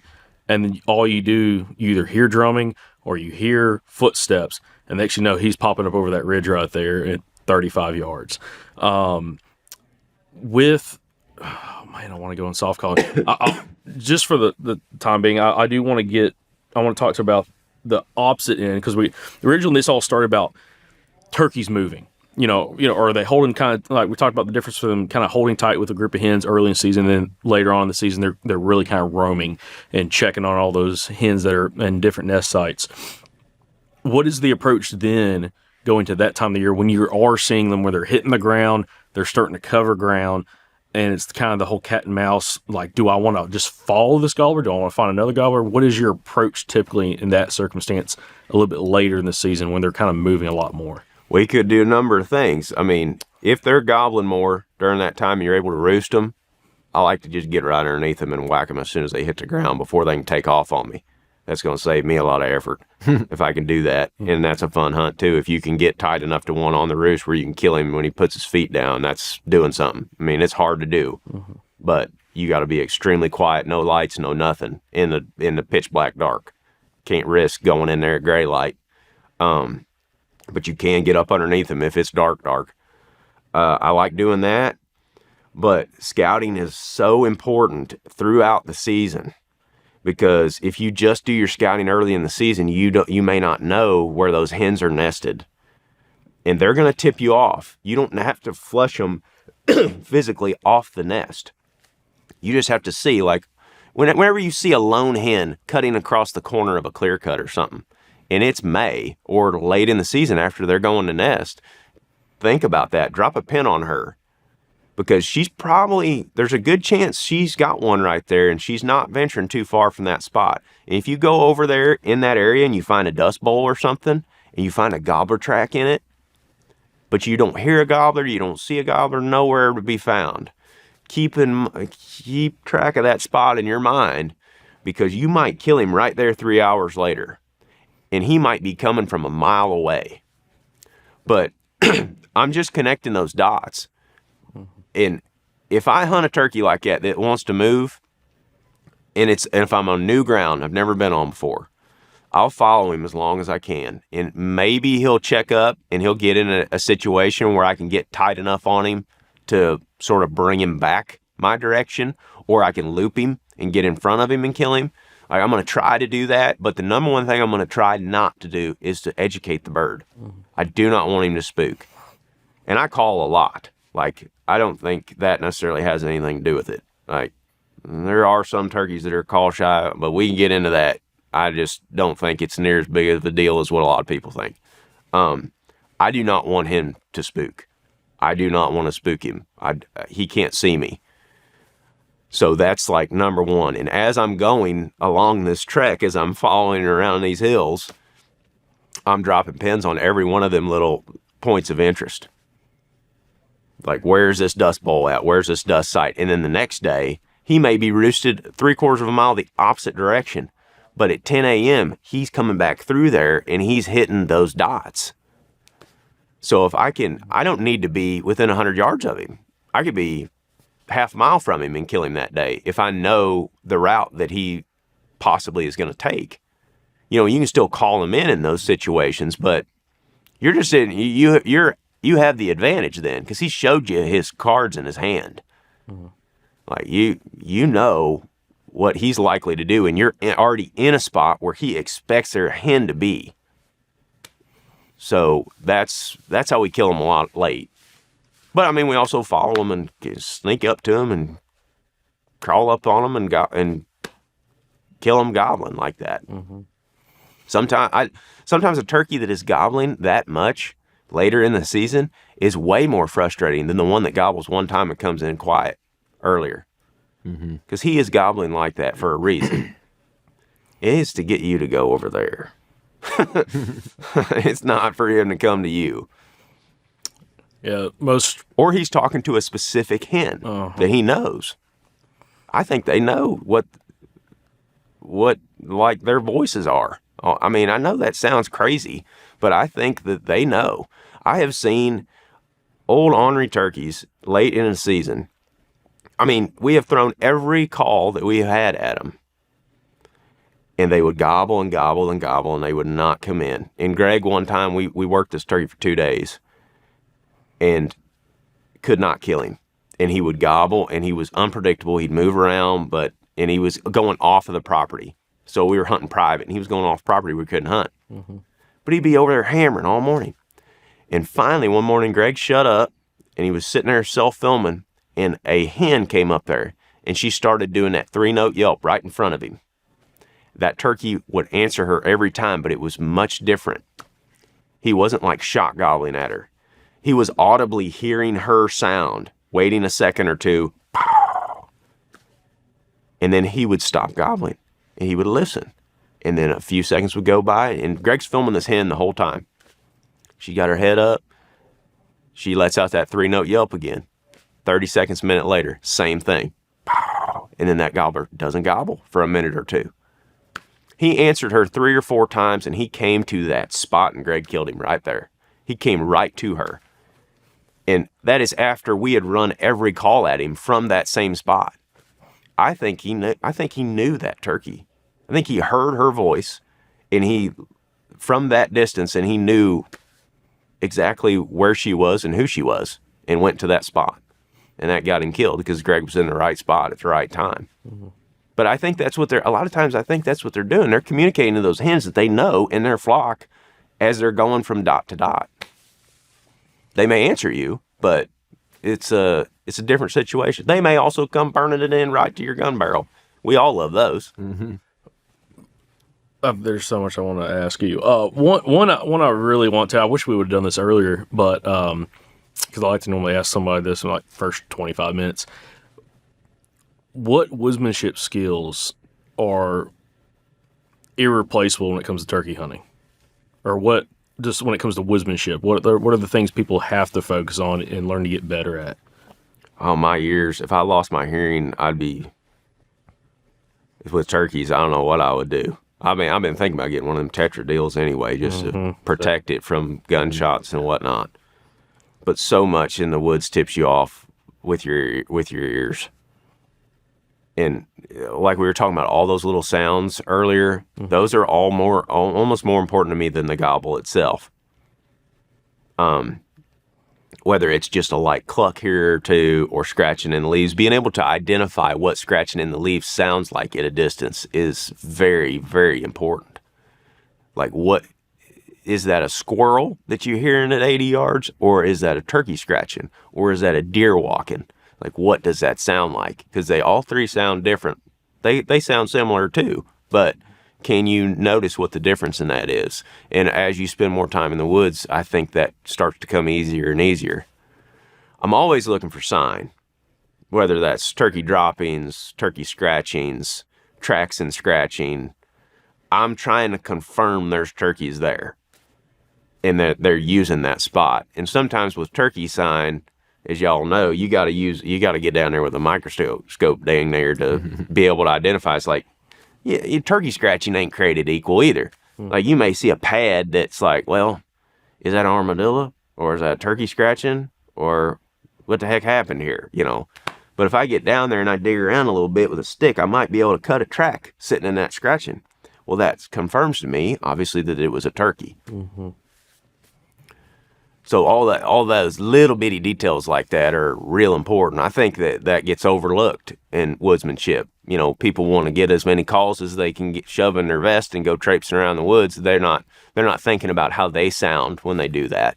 It's like, you want to sound like a turkey too. Once you figure out what turkey scratching sounds like, or turkey walking sounds like in that pace, you want to mimic that. Like, we do a scratch walk all the time when we're slipping in on birds, where we'll just be like, we'll take a couple steps and then we'll rake the ground with our foot or our hand. And we're not hitting a turkey call at any point. It's just, we're scratching in leaves to try to sound like we're a turkey approaching. We don't want to be that consistent shh, shh, shh, shh of, you know, old boy walking down through the woods. That's not good. What also, when it comes to woodsmanship skills, are important from how you move through the woods using topography and cover to keep you from being seen? The turkey's perspective, understanding that they're at his height, he's going to be belt high on you for the most part on what he can see. So your perspective, like, I'm 6'1". From my perspective of the woods and the world in the woods is different than his, because he is half my size. I think that is super important. That's something we're always thinking about. Is like, well, what can he see from being, whatever it is, 3 feet off the ground or 2 feet off the ground? That's why topography, it may be very subtle. You may not need very much roll in that hill in order to sneak closer to him. But understanding that you're dealing with a bird that lives on the ground like that that's like number one. And then whenever you start getting tighter to a bird, you can hear him gobbling, you can hear him scratching or whatever. Like, really focus your attention on that spot where you can hear him. And watch that spot for maybe several minutes. And if you see no movement right there, I mean, there may be such a subtle roll in the terrain, there's no topo lines or nothing to show it on your map, nothing. But if you don't see the bird right there, I will go right at him. maybe they're behind a grove of trees, or maybe they're just over that roll. But if I go right at them from that perspective, it is much more difficult for them to see you if you're going straight at the bird versus, what's the word I'm looking for? Perpendicular. Yes. Yes. If you're walking like that, take your buddies, stick them out in the woods somewhere. We did this on a video a few years ago. Just go out on a hardwood bottom and have them go 300 or 400 yards away from you, and then have them get some trees or whatever in between you and them, and then have them quietly walk right at your position, and then have them do the opposite and walk left or right. You're going to see them way easier walking left or right. How many times have you heard a turkey gobble deep in the bottom? You thought he was 500 yards away, and then you took off going right or left, and then he never gobbled again. A lot of times what happens is he sees you, sees those legs moving down through the timber at 500 yards, and you've done been had. But learning to go straight at the bird in those situations, we get busted a lot less frequently. And keeping your eyes up, not looking at the ground, keeping your eyes up and on that spot where you expect them to be, so that you can detect them before they detect you, is very important. Oh, that's a great piece of advice. Absolutely. And also, how you were talking about like walking, scratching, kind of goes back into the woodsmanship aspect. Walking, scratching, kind of make it as realistic as possible. Again, situational, it's all different situations, is different ways you would handle it based off experience level. How, when you know you can pick up the pace versus when you need to slow down on that approach? And I know it's all different, but like, what do you analyze in your mind about that how far you think you need to get if you need to make a quick adjustment versus like, hey, I need to ease on in there? If they don't know I'm there and I've not been calling to them and I don't suspect that they could be coming, that's totally different than if they're coming. If I've called at a spot and I think they're coming, I need to sit down very quickly, and I want to sit in a spot where I can shoot that spot where I just called. I don't want to just sit down right where I just called, because that's the spot they're coming to. I want to move off of that. So before you even call, like if you're slipping in on a bird like you're talking about, before you even call, think about where you're going to set up. That will cause you so many headaches. I mean, we've had so many of them get away that swerved us or whatever. But you can mitigate that problem a little bit is before you call, you get to a good spot in a ridge where you want to set up. You start looking around and you start thinking, you get at the turkey's level, bend down, think about what he's going to see as he's coming in, and then pick a setup or two. What's your optimal distance for your gun? 35 yards? Oh, yeah. Pick a setup or two, 30, 35 yards away that gives you good cover, and then call right there. Get his attention right there. And sometimes I'll call aggressively right there. I want him to know right here is where I am. And then I peel back to that spot and I kill him coming to it. I don't make a sound at that tree a lot of times. So I'm thinking about that. That's in the scenario where I'm trying to call the bird to me. If I'm trying to move in tighter to him, I don't want to make many turkey sounds. I mean, I may be making some soft, subtle stuff and scratching in the leaves and maybe clucking and purring and soft yelping every once in a while, especially if I don't know like exactly where they are, because that's very common. We know they're up here in front of us somewhere, but are they 100 or are they 150 or are they 250? And if I don't know that, then I want to project that sound just far enough out in front of me where I can't see. So how do I put this? It goes back to understanding how far your sound travels that you're making. If I'm creeping a ridge, I want that sound to go just over top of that ridge and off the backside. So I'm just throwing out a 5-7 note plain yelp with a mouth call, and I'm directing it that way in front of me because I want to cover everything that is in the danger zone that I'm about to approach into. And if I don't hear anything, if I don't hear any scratching, if I don't hear any walking, if I don't hear any drumming, if I don't hear any gobbling, if I don't hear any yelping, any of that, then I carry on. Scratch walking up through there, nice and slow. I may go another 50, 60 yards because that's how far that sound just traveled. I want to call again before I get much further than that because my sound on my previous calling sequence didn't go that far into that next bottom. So I'm going to hit it again. And I'm going to project that sound. And then continue moving until they tip me off. And it could have been by any of those sounds. Like we were talking about, it's not just gobbling. I bet it 80% of the time it ain't gobbling. It's other things. Yeah. We had one last spring, a terrible situation. Was that first day of season, second day of season public?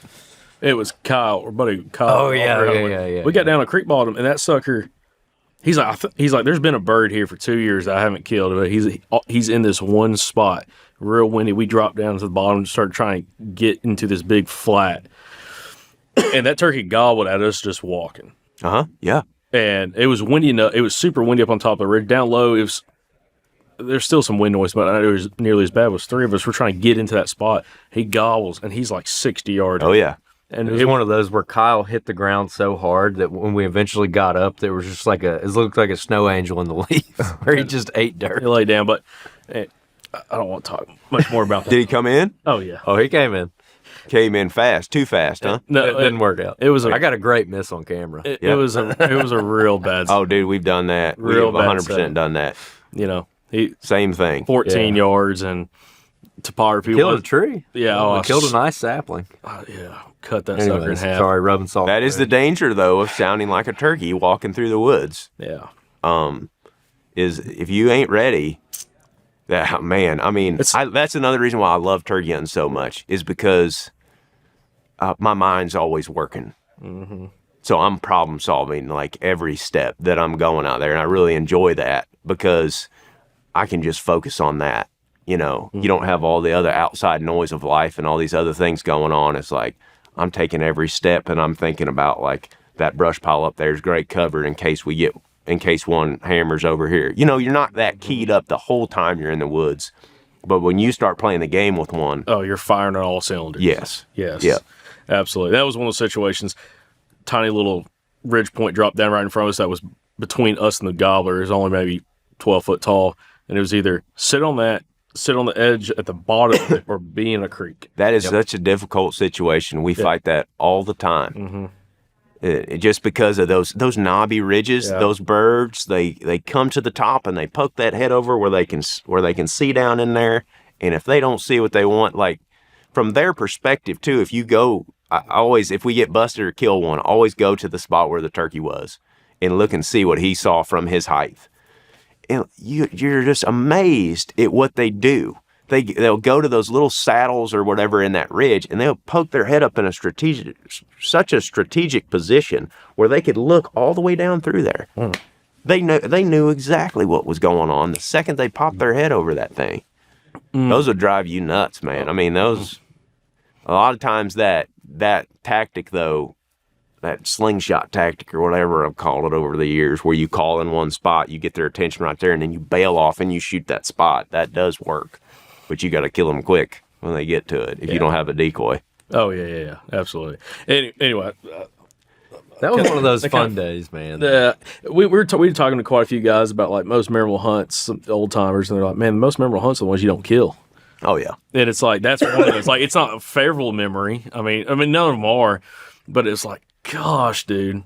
And lots of that's where I was kind of getting back out early in the conversation about with newer turkey hunters or brand new turkey hunters asking us questions. Is like you have to go through all that to learn what not to do, and also what worked, what seemed to work. Like, did you get that turkey within shotgun range, or did you hang up at 100 yards and not come in? But asking those questions why and trying to figure it out on your own, because like someone can listen to this conversation like, oh, that sounds great, but they go out there, they don't have your level of experience. So it sounds super simple and easy, but it's like it's taking decades for you to get to this point. Oh yeah, but you remember me talking about how much I got my butt kicked when I was a kid? Yeah. Like you got to go through that. Yeah. Don't be worried about it. Like keep a positive attitude through it all, even though I struggled to do that even when I was younger. But man, once some of these things start clicking, now the one thing I would say to be cautious of, and I'm always trying to like catch myself doing this, is once you have success using a couple different tactics, you can get lulled into thinking like this is how you do things, and like this is the only way to skin that cat. But that's not necessarily true. You know, and that's a nice thing about hunting all different types of situations in different areas all the time, is you're always drumming up sort of this new stuff that may work. So you have more tools in your in your toolbox. I'm going to let you talk for a second. Well, hold on a second. Talk about that. We're fighting over. No, but you're like, I had a phenomenal year 2 years ago in Alabama. And that took my brother, who's a brand new turkey hunter, and got him to get all of his turkeys too in public. And it was unbelievable. And it gave me a false sense of confidence. Because we found birds real late in the season that were just, everyone would get on, you could kill that turkey. And then we go into last season, it was not like that at all. And I was like, I'm back at square one. And it's like, I'm second guessing everything now. Like, I went from like phenomenal year to like coming back, and I'm like, had some opportunities early on, but it's like after I had 2 miss real early in the season. This is another thing. I get big buck comes in. I get rattled a little bit. Turkey comes in. I'm losing my mind. Gobbling, walking in quiet, strutting, spitting. It doesn't matter what he's passed out so many times. I mean, like literally, it is. I'm scared for my health especially on the first one of the year. Yeah. Like, oh. Well, and it's one of those things. And Andrew, I'll kick it over to you. But it's just like, that's why I love it, because it gives me an adrenaline rush like nothing else. But the thing is having that hyper just killer focus when that turkey comes in. Like, listen, you have one job only, and it's to execute the best shot possible. Because if you're setting up correctly, by the first time you see him, he's in shotgun range, like well within shotgun range. But like that first time I see him, it is like literally my heart and stomach drops. Yes, it's like that happens to me, dude. Every year, the first turkey that I kill every spring. He's coming in, and I'm like totally panicking. Yeah. Like, I'm gonna mess this up. I've been waiting for 6 months to do this. I'm gonna mess this up. Oh my gosh, and I have no confidence. Yeah. And then, sometimes I kill him, sometimes I mess it up. By the end of the spring, come like mid to late May, after we've filmed, a bunch of successful hunts and I've shot some birds and whatever. By the end of the spring, I'm like Macho Man out there, like. He gobbles at 200 yards, and I'm like, that bird's dead in 4 minutes. He's toast. Like, I have obscene confidence by then. Yep. But then it recycles every year.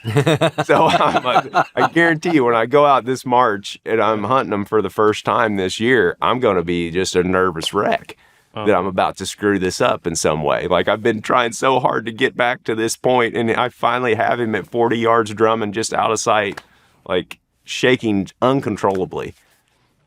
It still happens to me. Yeah. And that's the beauty of it. Exactly. I mean, that's part of the fun of it. But it's like, we interviewed a sports psychologist. I don't know if you remember that. Yeah. That was like 4 years ago. Yeah.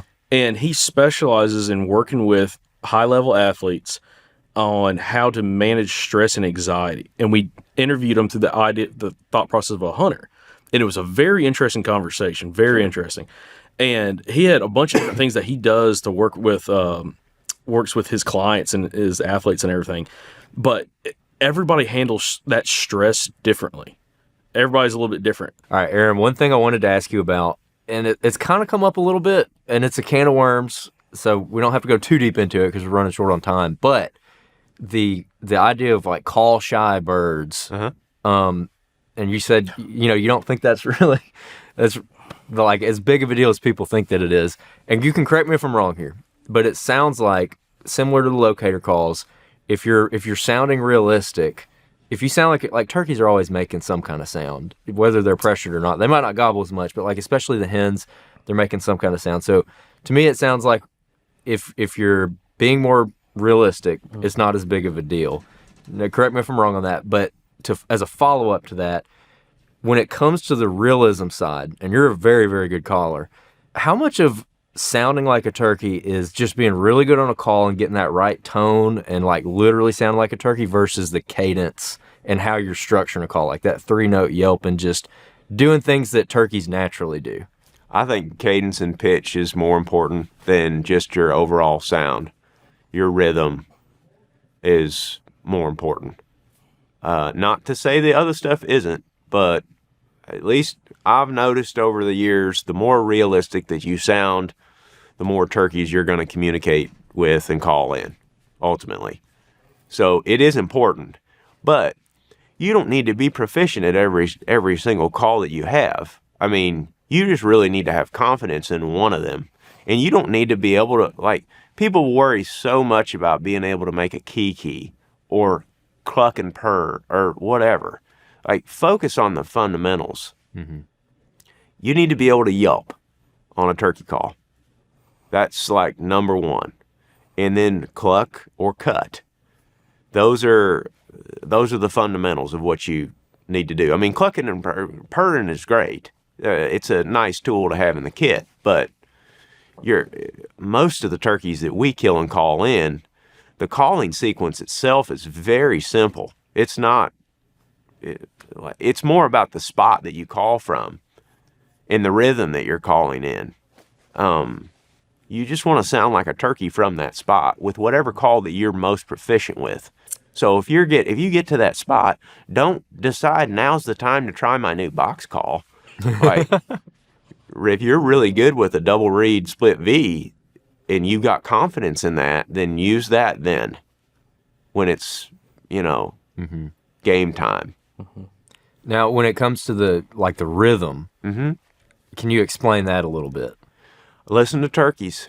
Go to YouTube and search hen turkey yelping.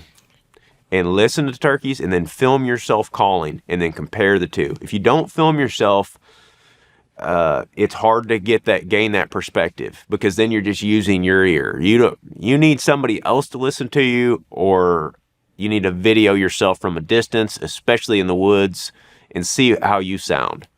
Getting the yelp right is more important. The details of the yelp are more important.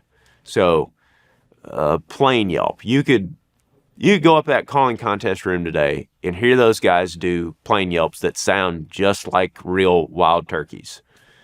So you go listen to those guys, or you can listen to live hens on YouTube. But I would definitely, like a 5 to 8 note plain yelp, get that right before you move on. Like, do that. Be able to do that well before you start worrying about all these other sounds. Okay. And then be able to manipulate the volume of that. And like make a 5 to 8 note plain yelp into a 12 note assembly yelp, and then make that into a 2 or 3 note tree yelp, and a 3 or 4 note, loafing yelp, or whatever you'd call that. Then you can start to really, there's not just a yelp, is what I'm saying. You can do a lot with a yelp. Right. Also, I think something that's really important for calling, some of the best turkey owners that we've met do this really well, is knowing when and how to use certain vocalizations, certain calls, to pitch the tone for situational calling. And there's no way, I think, to describe that super great on the podcast, because every gobbler is a little bit different in how you're working them. But what picture are you trying to paint for that gobbler? This is one thing. You can run out there and just start calling, but what are you painting that picture and think it through that gobbler's mindset during the time of the day, time of the season, and all that kind of stuff. And some of the best hunters that we've had on the podcast seem to know how to do that extremely well with situational calling and how they approach each situation differently. I think it's more about the spot. It is about that spot that you call from. And what I do, I have, in my fridge at home, I have 300 mouth calls in there that are in plain old tackle boxes. Some of them are 15 years old. I've got them everywhere. But when I go to the woods and I'm actually hunting, I may have 3 mouth calls, and I may use one of them 90% of the time. And I bet you 3/4 of the turkeys that I call in, I am using the same mouth call, and I'm making very similar sounds every single time. It is just about the spot. Well, a lot of times what I like to do is that progressive, stepped calling strategy. Once I get in the bubble where I think like, okay, this might be the spot I'm going to set up to kill him, I'll start off with a few soft clucks and a soft 5 to 6 note yelp. And I'll listen for a few seconds, and then I'll pick up the volume and I'll yelp again. In the next yelp, I might start turning that back end over a little bit where there's some rasp in it. You can just feel her inflection picking up. That volume's also traveling a little bit further too. If he gobbles at the first one, and then he gobbles at the second one, then I answer him more aggressively. Like, I come back with a few loud cuts and then a more aggressive yelp on top of that. And he usually crawls all over that again, or he doesn't gobble, which usually means he's already on his way. And then I sit down and kill him right there. It's usually that progression right there. Once I found the spot, that's it. You could make that into 2 yelps if you wanted. But I want to make sure he hears it from that spot. It hears it more than once sometimes. just as a confirmation thing in my brain is like, well, he might have heard me the first time, but I really want him to answer it. That's the confirmation that he knows I'm there. And then if he answers it a couple more times, then I'm really in business. But that is as simple as it is. I mean, like I said, 75% of the time. What is the most common turkey hunting question you get from audience members? From you guys? Oh, what state y'all are? Okay, outside of that. No. Outside of that. I'm talking like actually hunting, like, I don't know, like what is there any kind of common questions that come across outside of where you guys hunting? Just general tips is what people want for the most part. And a lot of them are new turkey hunters. But that's what you see how hard it is for me to just give general tips. I'm always revert to situations. So it's hard for me to answer that question intelligently for them. I try to just keep things basic. You don't need 90% of the stuff out there in that room. When I go to the woods over the years, I have taken less and less stuff. I take 3 shotgun shells with me. I take 2 pegs and a crystal call, and then 3 mouth calls. And I do all my locator calls with my own voice. If I bring an owl hooter with me, I used to bring old Harrison hooting stick. My buddy James Harrison makes them. But I don't even, half the time I don't even bring that because I just use my natural voice. So, yeah, I got a turkey vest, but the pockets are empty. It's very basic. The woodsmanship of it is very detailed in what we've discussed, on how to work turkeys and get in the game on them. There's all these different factors. Like, put stock in that toolkit. Don't put, I guess that's my advice when they ask that question. General tips is like, get a call or 2 that you're proficient with, that you can change volumes with. You can take a crystal call that's super loud, and you can cover the ports with your hand on the bottom of that thing, choke down on that striker, and you can get that thing to yelp really soft. You can open those ports up and hold it with the tips of your fingers and apply heavy pressure to that striker and get that sucker to pop with that high note where that travels for hundreds of yards through the woods. And you can get a lot out of one call. Or just a couple mouth calls. You don't need all this other stuff. I just think you got to focus on the fundamentals more than anything and try to tune out the other noise. Let the birds teach you. One more important aspect of it, and we've kind of talked about a little bit and kind of beat around the bush on it, but is the setup, the spot.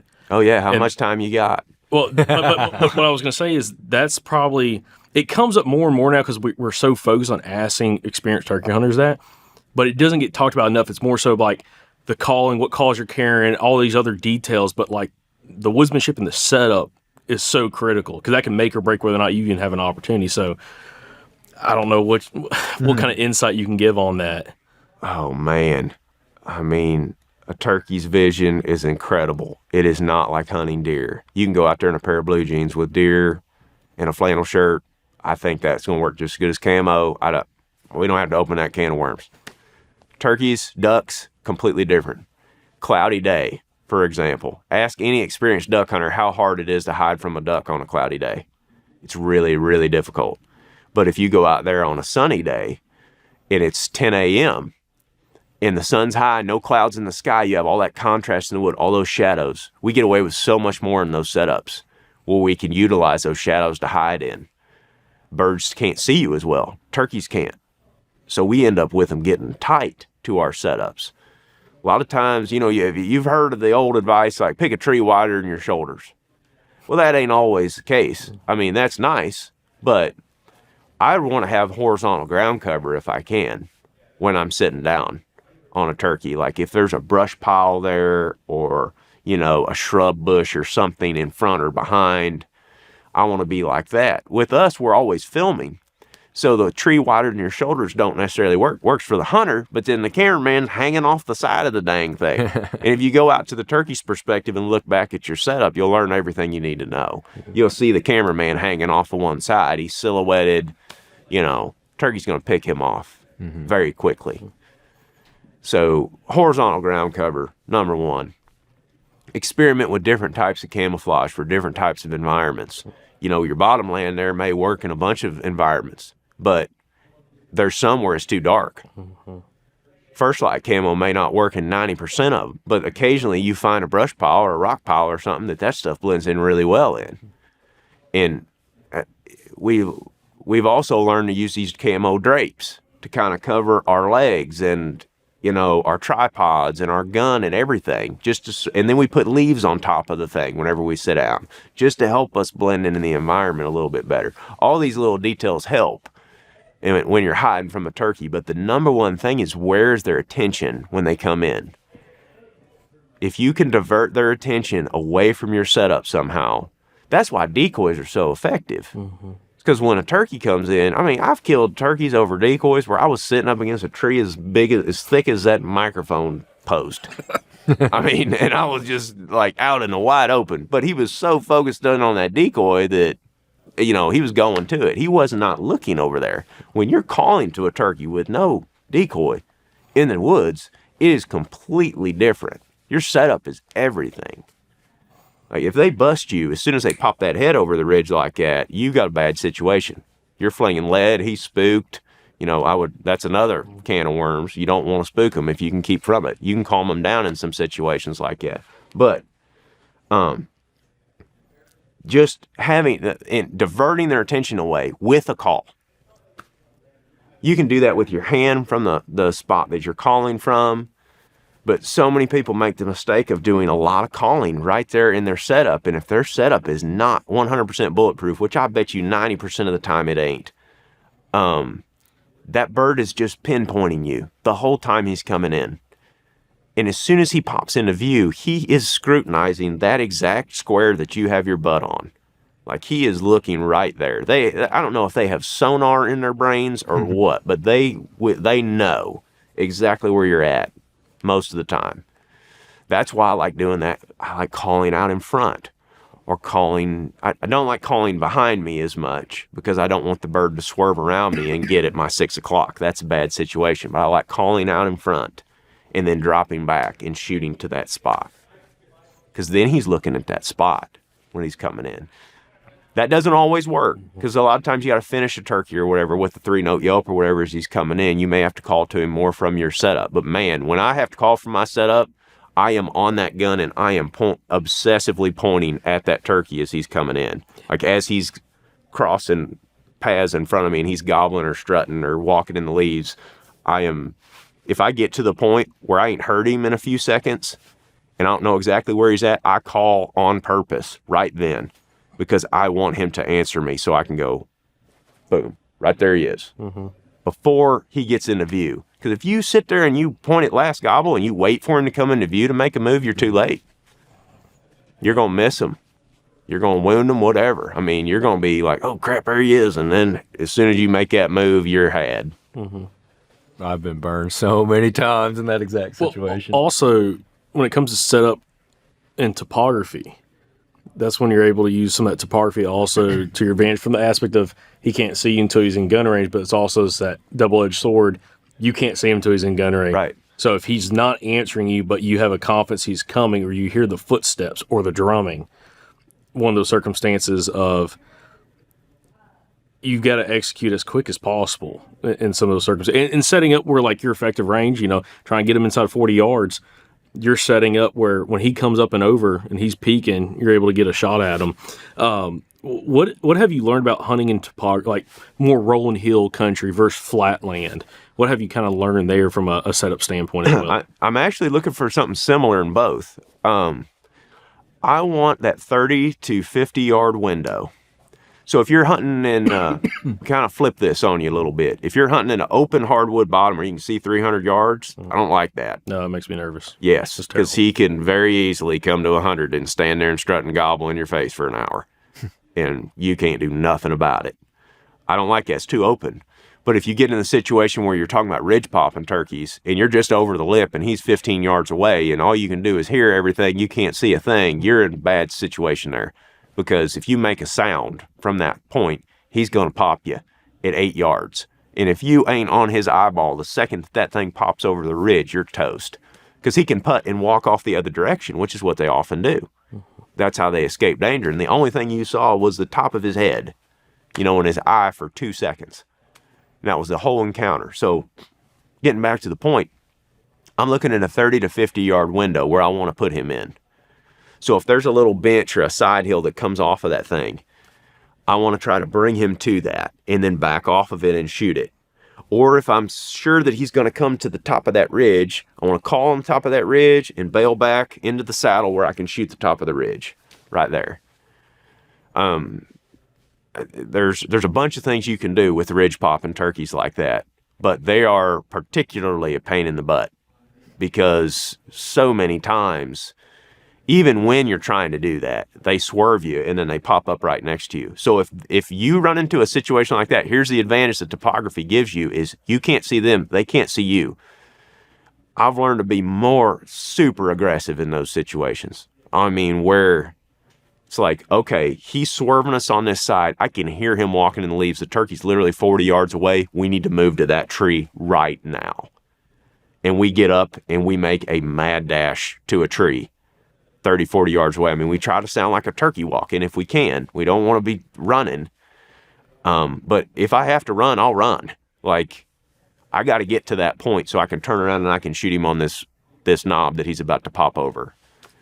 So many times we've done that when it's like crunch time. The bird is going to be there in 10 seconds or less. And we make a very quick move and just scurry over to a tree where we can get pointed at him and get in a better spot to kill him. You don't want him at 5 yards popping his head over there. Yeah. And you're shooting a moving target that's smaller than your fist. Yeah. With a pattern that's the same size. That's a not optimal situation.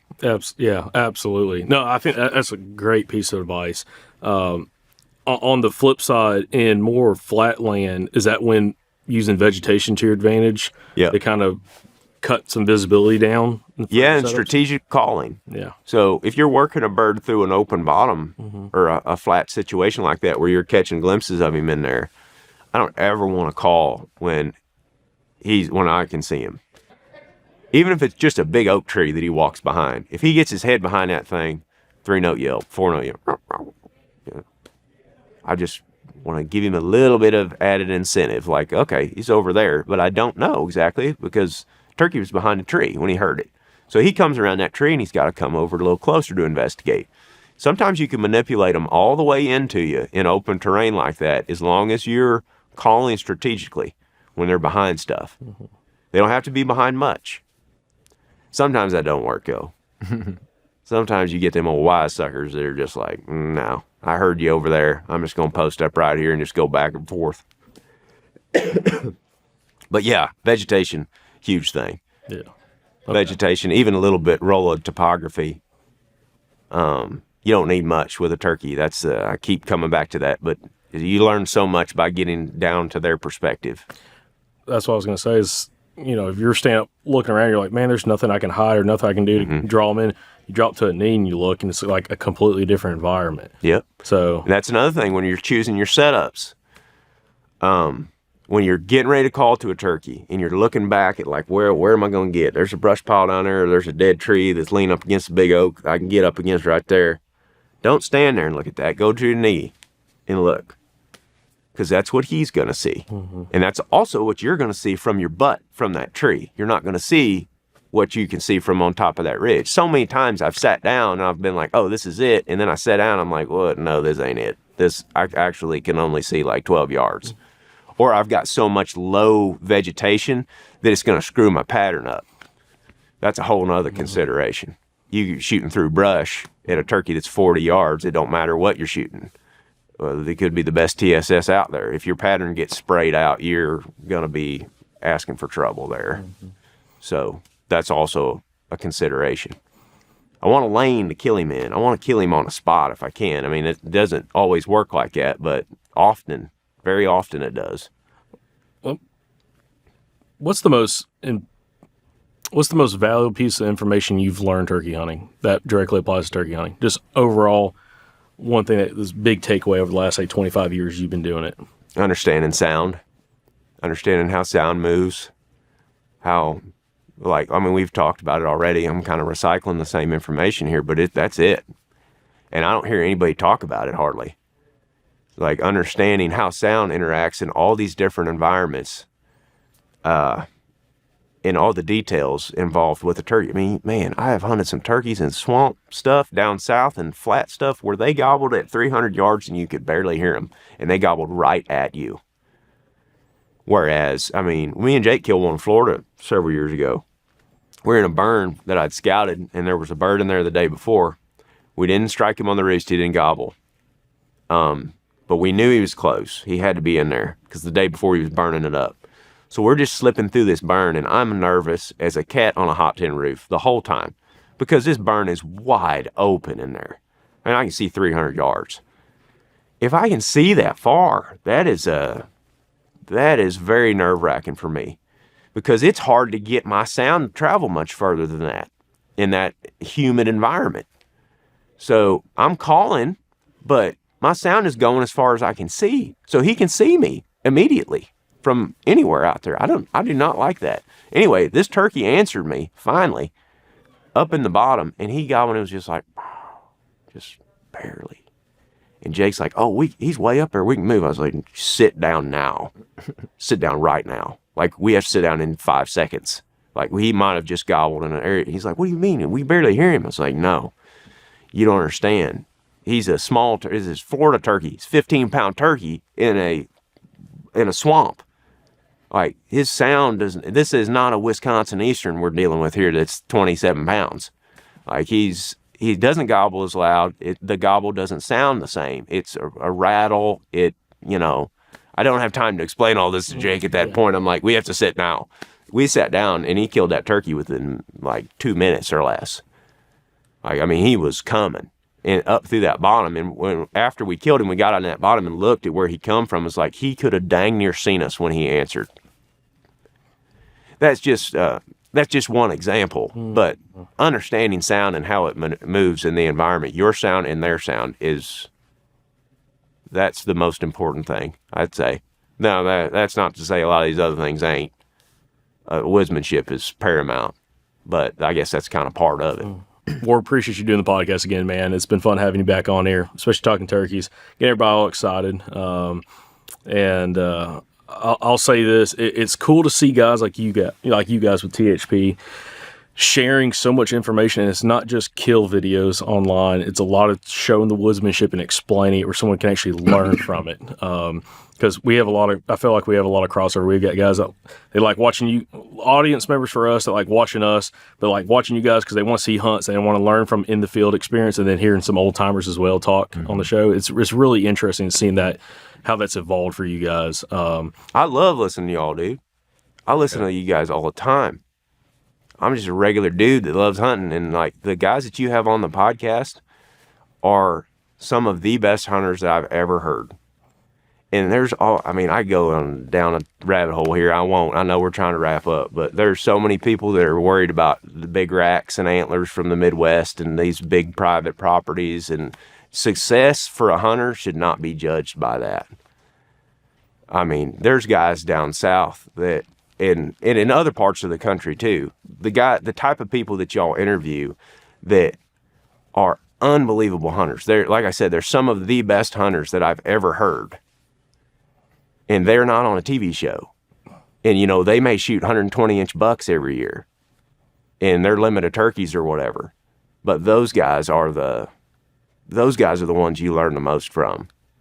So I appreciate what y'all do. Thanks, man. Thanks, dude. That means a lot, especially coming from you guys. Like he said, I mean, y'all are second to none when it comes to doing what y'all do. Thanks, man. Yeah. We're trying. Well, for all the audio and video, I guess, listeners and watchers, thank y'all for watching. Thank y'all for listening. We'll catch you back here on the next episode of The Southern Outdoorsman. And remember, guys, y'all stay Southern.